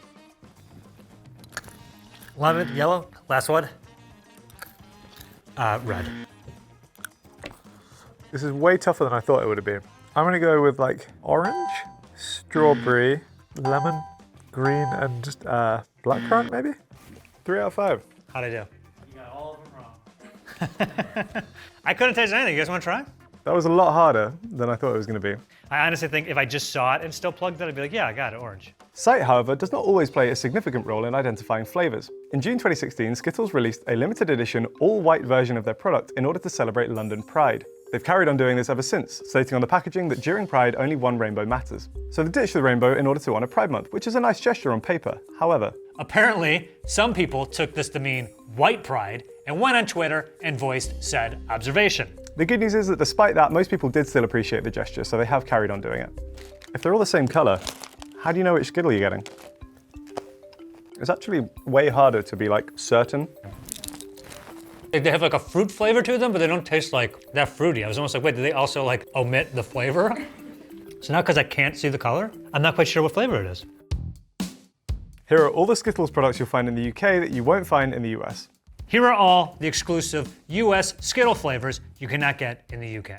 We'll start from this end and work our way along. So in the UK, we can get Skittles Giants. Now, apparently these are Skittles which are 3 times the size of regular Skittles. They do look pretty beefy, I will say. They are similar to the regular UK Skittles in that they still have the hard shell, and they are the same flavors as the normal ones. However, apparently they have a softer inside as well. My issue with this is, they do have a softer inside. However, it reminds me very much of chewing gum. So everything in my brain is now screaming at me to not swallow this. I don't think I like that. If for whatever reason you don't like the crispy shell on your Skittles, then we've got you covered, because in the UK, you can get Skittles Chewies, which are Skittles without a shell. Something about these just looks a little bit off-putting to me. It just kind of looks like little balls of wax. And again, something in your brain kind of screams at you and says, please do not eat this candle. The flavor doesn't come through as strongly as it does from a regular Skittle for some reason. I feel like they must have to coat them in something to prevent them from all just clumping together in the bag. There's something kind of slimy going on the tongue right now, which I am not a fan of. I'm disappointed, I'm unimpressed. This one, I mean, is this really a flavor? It is the wild berry and tropical mix flavor mashups. If there's ever been a lazier exclusive. Take the 2 things we already have, stick them in a bag. Next up, we got Shriekers, Yuli. Beware if you dare, Shriekers. Some are so sour they'll make you shriek. Okay. What? Are you shrieking? Like, is it so sour you can't handle it? It can't be you're not sure. No one has shrieked once. So these expired in May. We have the America Mix. No one is more patriotic than I. I bleed red, white, and blue, mostly red. But this feels a little condescending, because it looks like they just put the flag on. Like, what's the America Mix? 5 flavors, 3 colors. Oh, these are stale. Yeah, they might have done this like several years ago. Last exclusive flavor we have, Brightside Skittles. Remember that song, Mr. Brightside? Wee you, I look just like Mr. Brightside. I love the Black Keys. But it's kiwi, banana, watermelon, paradise punch, tangerine, and pink lemonade. That sounds a lot like the tropical mix, doesn't it? These are dusty compared to a seemingly much fresher USA one. I should have Googled like how old these are. It does. These taste like shampoo. Our next UK exclusive is Squishy Clouds. It's another product from Skittles in which they have kind of ditched the shell and gone for a more soft, chewy approach. In the UK, these come in both the standard flavors and also the Crazy Sours flavors. I don't know what I was expecting, but we have these kind of very soft, pillowy, I guess, Skittles? It feels weird to call this a Skittle, but I prefer these to the other two that I've just tried. So as you can see, the sour version has this kind of like granulated sugar exterior, whereas the classic version does not. Skittles gummies, okay. First glance, it feels like they're taking away the Skittliness of it. I mean, they're making just round gummies now. What's the difference between Skittle gummies and like other food-flavored gummies? And how much does the shape affect the taste? Look how many greens I pulled out in one pinch. Yep. I'm a sucker for gummy. I don't know why, I love gummy stuff. These aren't very good.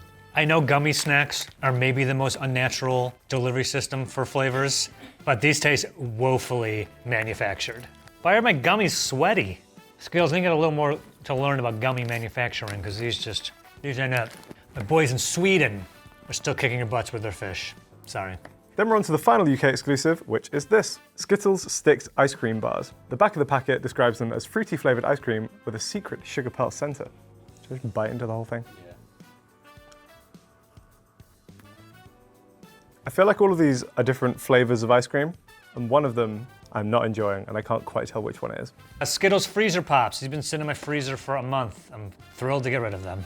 Orange, because it's on the side here. Every summer at the pool, just trying to get this thing open. Just sitting there. Take me back, baby. Those can stay in the past. Last but not least, these guys, singles to go. Little powder drinks, make some juice. Well, it's not real juice, right? So you got these little flavor pouches. That's really funny. They didn't even bother with lemon. They're like, who cares? A little green apple juice? Who doesn't love a little green apple juice? Oh, that's fun. Yeah, very natural looking. It is meant to be like put in a water bottle. Uh-oh, it definitely has a strong odor. Finally, they did it. All the delicious flavor of green apple candy in your water. These are terrible. You have to be wondering the same thing that I'm wondering. I would 100% have done this when I was a kid. The second I see this, if I can put them all in one, I'm gonna chug it. Oh, it's turning like a brownie barf color. You see that? This right here is called Taste in the Rainbow.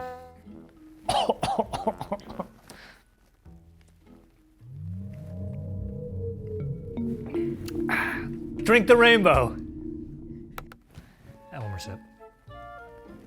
Like a fine wine. You can also get kosher Skittles and Skittles gum. Original Skittles in the UK contain the following. Original Skittles in the US contain Artificial colours like red 40, yellow 5, yellow 6 and blue 1 are restricted in the UK because studies have linked them to hyperactivity and attention deficit in children. Food and drink containing these things in the UK have to bear a warning label about these potential adverse effects, which means that most manufacturers will simply avoid using them. But not here. Also, one chemical you won't be eating in the EU anytime soon is titanium dioxide. The European Food Safety Authority found it could no longer be considered safe when used as a food additive. Specifically, the panel concluded that titanium dioxide particles have the potential to induce DNA strand breaks and chromosomal damage. What? Just feel my particles just... Breaking news coming to you live from the Food Wars news desk. Shortly after we recorded this episode, Mars Inc. was actually hit by a class action lawsuit in the US. The suit alleges that Skittles are unfit for human consumption due to the presence of titanium dioxide. The suit points to the EFSA ruling, as well as the fact that Mars themselves had committed to removing artificial colours from their products back in 2016, a promise they've since backtracked on. Mars isn't backing down just yet, telling the New York Times that its use of titanium dioxide is in compliance with the strict quality and safety requirements established by food safety regulators, including the FDA. We'll have to wait and see how the trial unfolds to see if there's any bearing on food safety laws around titanium dioxide in the US and potentially even the UK. In slightly better news, standard Skittles do not contain any animal-derived gelatin, so they are suitable for vegans. In the UK, a 45-gram bag of Skittles contains 179 calories. This entire bag is 250 calories, so We're going to quickly count these out and figure out the calorie count per Skittle. how many Skittles in a bag? 52. By my count, a 45-gram bag in the UK contained around 52 Skittles. That means that the calorie count per Skittle is 3.44. That's 4.24 calories per Skittle. As for sugar content, this tiny bag contains 66.4% of your recommended daily allowance. That seems like a lot. Gotta go bigger in the US, ours is 90%. From calorie count to portion sizes, we wanted to find out all the differences between Heinz products in the UK and the US. This is Food Wars. Heinz is best known for its ketchup. In the UK, it comes in the following bottle sizes: 250 grams, 342 grams, 460 grams, 570 grams, 700 grams, 910 grams, or our largest size, a 1.35 kilogram bottle. I did also find a 1 kilogram bottle online and I ordered some, but unfortunately it was stolen from the lobby of our building, so just imagine it there. Heinz ketchup in the US also comes in a variety of sizes. Down at the end here, we got the 14-ounce bottle, then we go up to the 20-ounce bottle. We have a 32-ounce bottle, 38-ounce bottle, and the big juggy guy, 114 ounces. What? This can't be for like a family. I guess if you just like dipping your food and your fingers directly in there. Nice! Apparently one serving size for ketchup in the UK is 15 grams, which means that this bottle contains 90 servings. We're going to measure that out and see if it seems realistic. So according to Heinz in the UK, that's one serving of ketchup. That maybe looks like a bit less than what I might normally have with my meal if I was having, say, chips or something else which required dipping, but not too bad. The US serving size is 1 tablespoon, which Heinz says is 17 grams of ketchup. Let's take a look at that right now. Gotta do this, you wanna get that ketchup water that comes out first. That's the worst thing in the world. You don't do this, you get that ketchup water, it's like, well, that's ruined. Oh, it's like, 10, 13. This is like when you're getting gas, you wanna get the exact dollar amount. I've been training for this my whole life. Yay! 17 grams of ketchup. That means that this 114-ounce jug contains 190 servings of this right here. That seems like a reasonable amount. Here are all the Heinz products from the UK that you won't find in the US. We finally have way more than America. Come on. And here are all the Heinz products in the US you won't find in the UK. Do they have more than us? I feel like we have more. Let's find out. In the UK, we can get 2 exclusive varieties of ketchup. We can get ketchup with 50% less added sugar and salt, as well as ketchup with no added sugar and salt. And these are exclusives here in the US because we have them singularly a no salt added and a no sugar added. Some of the exclusive ketchups we have are jalapeno ketchup, a sriracha flavored ketchup. Ooh. Not bad, but just tastes more garlicky than anything else. Hot and spicy Tabasco ketchup. Also, we have ketchup with a blend of veggies. Kids approved, I'm assuming this is to trick kids into eating more vegetables. I mean, it's better than none, right? I'm curious. It tastes exactly like ketchup, which is good, right? You're trying to trick kids into eating vegetables? This is it. You can also get simple tomato ketchup with no artificial sweeteners and tomato ketchup sweetened only with honey. Not available at the time of filming this segment. What the UK might lack in exclusive ketchup options, we make up for with our mayonnaise. Over here we can get light mayonnaise. The existence of light mayo implies the existence of a forbidden dark mayo. Just a heads up. We have a vegan mayo option. Our other vegan options include this vegan chili mayo, as well as this vegan mayo / garlic aioli. Then we have some seriously good mayo options, including this garlic and caramelized onion one, as well as this rich and creamy truffle mayo. I don't like how they've had to create a fancy brand of mayo. I feel like nobody should be too good for mayo. If you think you're too good for mayo, you're wrong. The Heinz website also advertised a lemon and black pepper mayo, which unfortunately I couldn't find anywhere. The mustard option you get in the US exclusively are the 100% natural spicy brown mustard, a Heinz 100% natural honey mustard, and of course, organic yellow mustard. Heinz sells 2 types of mustard in the UK, a mild mustard and a honey mustard, but they were strangely hard to track down. I did find the mild mustard online, but that was also one of the things stolen along with our ketchup, so enjoy that as well.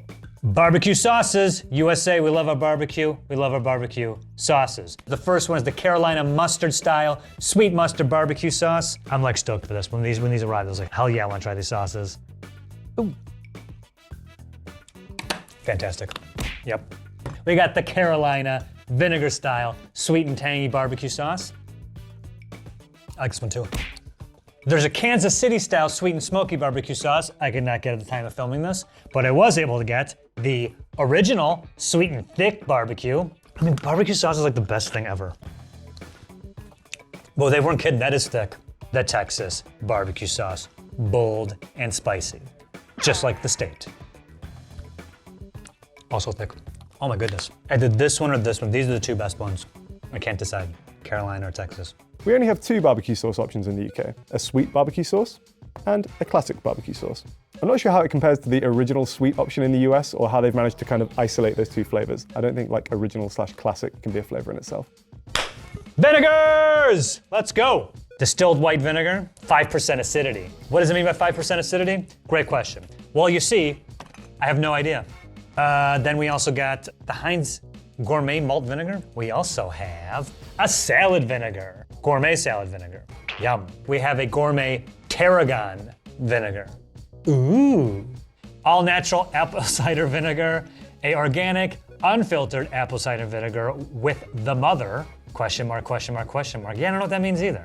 We have a Heinz all-natural, multi-purpose, extra-strength vinegar with a 6% acidity. And of course, the Heinz imported balsamic vinegar from Modena.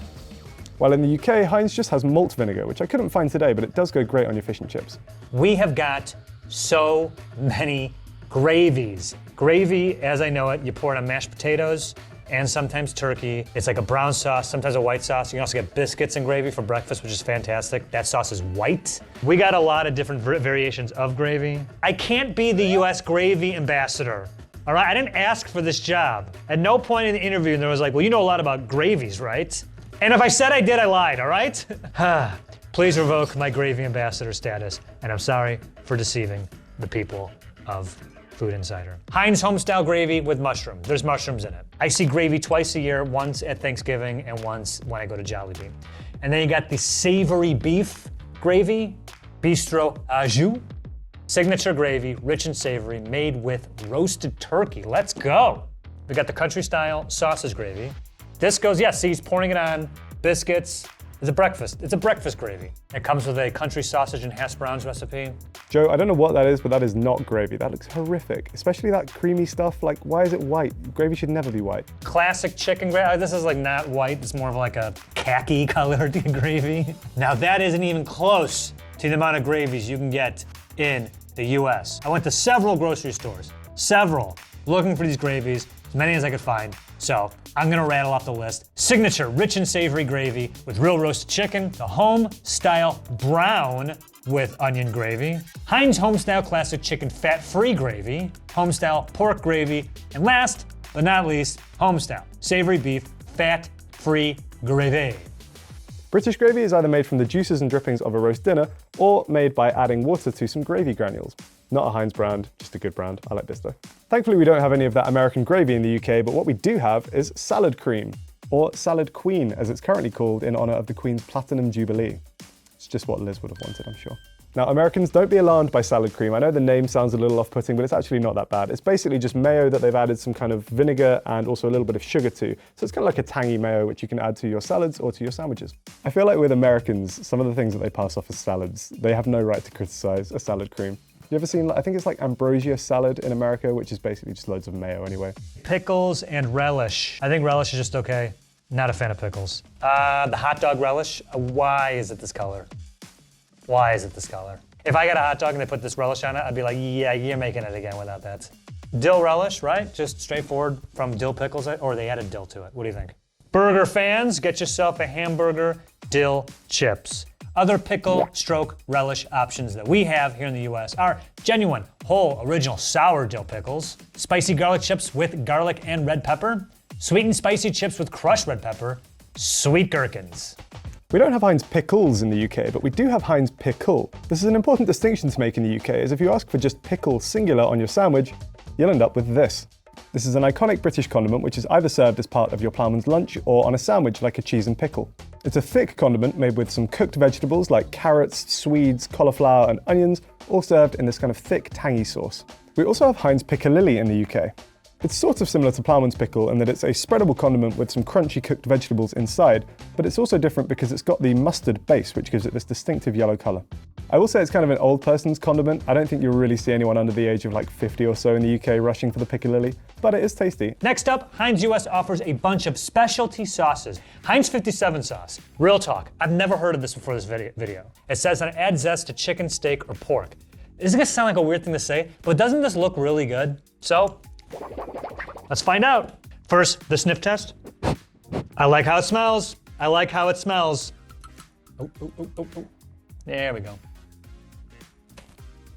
Yeah, that's really good. I can't place my finger on exactly what it is. Ah, secret blend of premium herbs and spices. Oh man, it's like liquid KFC apparently. It's like a mustard base, but like a sweeter and zestier like punctuation to it. Ooh, Heinz 57 chili sauce. I gotta say, Heinz, don't be putting this great on burgers and fries. Don't tell me what to put my sauce on. I'll brush my teeth with this if I want to. You can't stop me. Yeah. That would be great on my burgers or fries. The Heinz original cocktail sauce. I'm not opening this. You know, shrimp, you get it. Cocktails. I have no opinion on cocktail sauce. Worcester sauce. Couldn't get my hands on it. But I do think that's weird that Heinz also makes its own Worcester sauce? Worcester? Worcester. Is that right? Now they also own Leah and Perrins. So are they competing against themselves? I don't think so. I think they just bought it because they're Heinz. You think like, I'm not getting the Heinz Worcester sauce. I'm getting the Leah and Perrins. Nah, joke's on you. Heinz gets paid on all that. Firstly, that should be speciality sauces with the extra I. And secondly, in the UK, we also have a range of speciality condiments. We have an American-style smoky baconaise sauce, and also an American-style burger sauce. Do these actually look or feel American to you, Joe? Yes, that looks like sauce that we would potentially have. Then we have a Thai-style sweet chili sauce. British people love Thai sweet chili sauce. I don't know where that association came from, but I'm not going to complain because it's delicious. Then we have a Turkish-style garlic sauce. I think this is kind of a nod to the Turkish-style kebab shops, which are so popular in the UK. Drunk kebab is one of the best pleasures in life. Speaking of drunk food, we also have Heinz curry sauce in the UK. You don't have to be drunk to enjoy it, but it does help. Cheesy chips and curry sauce is a big British hit. Next up, we have a spiced pineapple chutney, as well as a North African-style spicy kebab sauce made with chili and onion. Why doesn't ketchup and mustard come in the same bottle? We all exclaim to the heavens. Apparently, Heinz has a whole thing called sauces mixed by Heinz, because God forbid you just do it yourself. Some of these, I mean, I didn't even know you wanted them together to begin with. Who knows how they figured this out? Honey Racha, what do you think that is? Surely you watching at home understand the value of having a bottle of sriracha and a bottle of honey. The amount of times you mix them must pale in comparison the amount of times you don't need to mix them. Actually, that's pretty good though. Then we got mayo chip. Yeah, mayo and ketchup together at last. Oh God, nope. Even by these standards, it's really bad. Up next, Cranch. Just call it ranch and ketchup. Two things I never combine anyway. Oh, there's like chunks of shit in it too. Now this one, okay. Both the ketchup connection ones, this tastes almost exactly like ranch, and the ketchup mayo one, was it mayo chip? Tastes just like mayo. Buffalo Ranch. I'll concede, buffalo and ranch in the same thing. I understand this one. Oh, that was the bottle, not me. That was me. I went from hating this to loving it in like 2 seconds. This might be genius. I'm taking this one. This is actually pretty good. And this would go really good on any potatoes or fries. Of course on chicken. Oh my God, with popcorn chicken, this would be ideal. Oh my God, mayo must. This one works just fine. You know, it's like, it tastes like a creamy mustard. You can also get yourself a mayo racha sauce. And oh God. And this last one, come on guys. Sweet chili sauce, which I'm assuming is sweet ketchup and chili sauce. We only have one pre-mixed sauce option in the UK, and it's this, saucy sauce. I'm not sure why they've gone with this name instead of mayo chup, because as far as I can see, it is just mayo and ketchup combined. Another thing worth touching upon is HP versus A1 sauce. The great HP A1 divide. I mean, that's literally like a rip through the Atlantic Ocean. It's a sauce that's meant to be on meat, mostly steak, and hamburgers. In the UK, Heinz produces another iconic condiment, HP sauce. It's a sauce which is also designed to be enjoyed with meats like sausages or on your bacon sandwich. I'm more of a ketchup on the bacon sandwich guy, but you do you. You have to understand that when A1 sauce dropped, it was that time in the 80s where marketing was so crazy effective. Obviously, there's no internet, so we all watched the same 5 to 10 channels, and you couldn't look at a TV without seeing an A1 steak sauce commercial from like 1985 to 1989. Ta-da! A1 steak sauce, and it was on the table, and we just put it on and licking the knife like, oh yeah, A1, look at us, we got A1. This shit is nasty. I'm not nostalgic for it, I don't like it, I don't put sauces on meats like steak.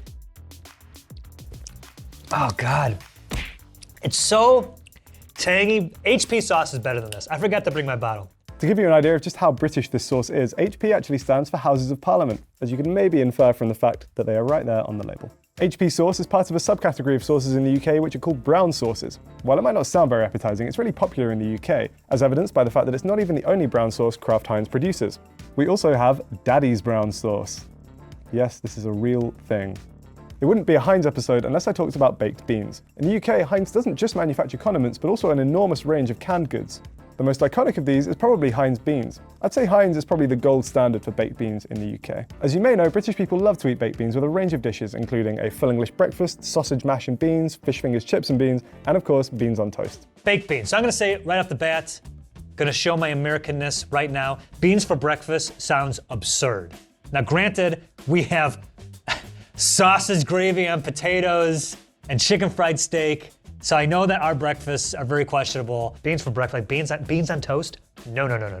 No thank you. My only issue with Heinz beans is the stupid beans with a Z spelling. I think it was part of some marketing campaign from back in like the 80s or the 70s, and they just never let it go. But I will say, British beans are generally served in quite a sweet tomatoey sauce, which does go with quite a few dishes. I feel like American beans are different. Yeah, beans like here, like they're baked.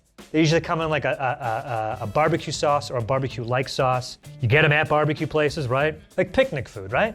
Beans aren't even the only canned goods that Heinz sells in the UK. They have a huge range of soups, canned pastas, and more. Heinz soups are pretty highly regarded in the UK. I like the big soups because I feel like a standard can of soup isn't enough for an actual meal, but some of the other flavours are really good. The classic tomato can't really be beaten. Heinz canned pastas don't have quite the same reputation, but I will fight to the death to defend the beef ravioli.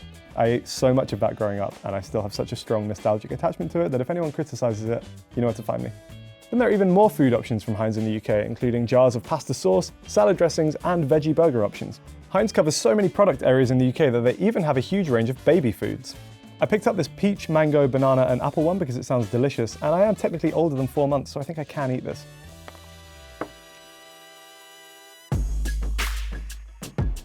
Here's everything in Heinz ketchup in the US. Tomato concentrate from red ripe tomatoes, distilled vinegar, high fructose corn syrup, salt, spice, onion powder, natural flavoring.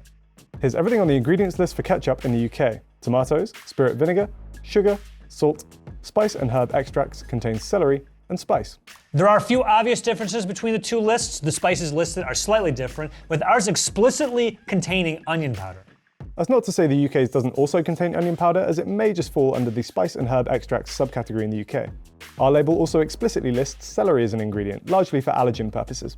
In the US, our ketchup is sweetened with both corn syrup and high fructose corn syrup, while the UK, they just sweeten theirs with sugar. Americans put corn syrup in absolutely everything because it's cheaper for food producers to use when compared to real sugar. That's because corn farmers in the US receive huge subsidies from the government, more than $116 billion since 1995, leading to massive corn production. We also have tariffs which make it more expensive to import real sugar. There isn't really a health difference when comparing the consumption of sugar and corn syrup, but there can be a discernible taste difference. For example, American Coca-Cola is flavored with high fructose corn syrup, while Mexican Coke is flavored with sugar. When comparing the tastes of the two, some people said that the American version was an even sweeter taste, but also had a slightly chemical flavor. Are there any other ingredients to look out for across Heinz product range? In the US, we have pickles that contain polysorbate 80, a chemical used in foods like pickles and ice cream as an emulsifier and a solubilizer. Solubilizer. The bad news is that studies have suggested it can cause colon cancer in mice. You know what that means? Give me them dancing rats. Also in the US, our Heinz colors its sausage gravy with titanium dioxide. This is a white dye most commonly used in paints and varnishes. Delicious. Its use in food is controversial.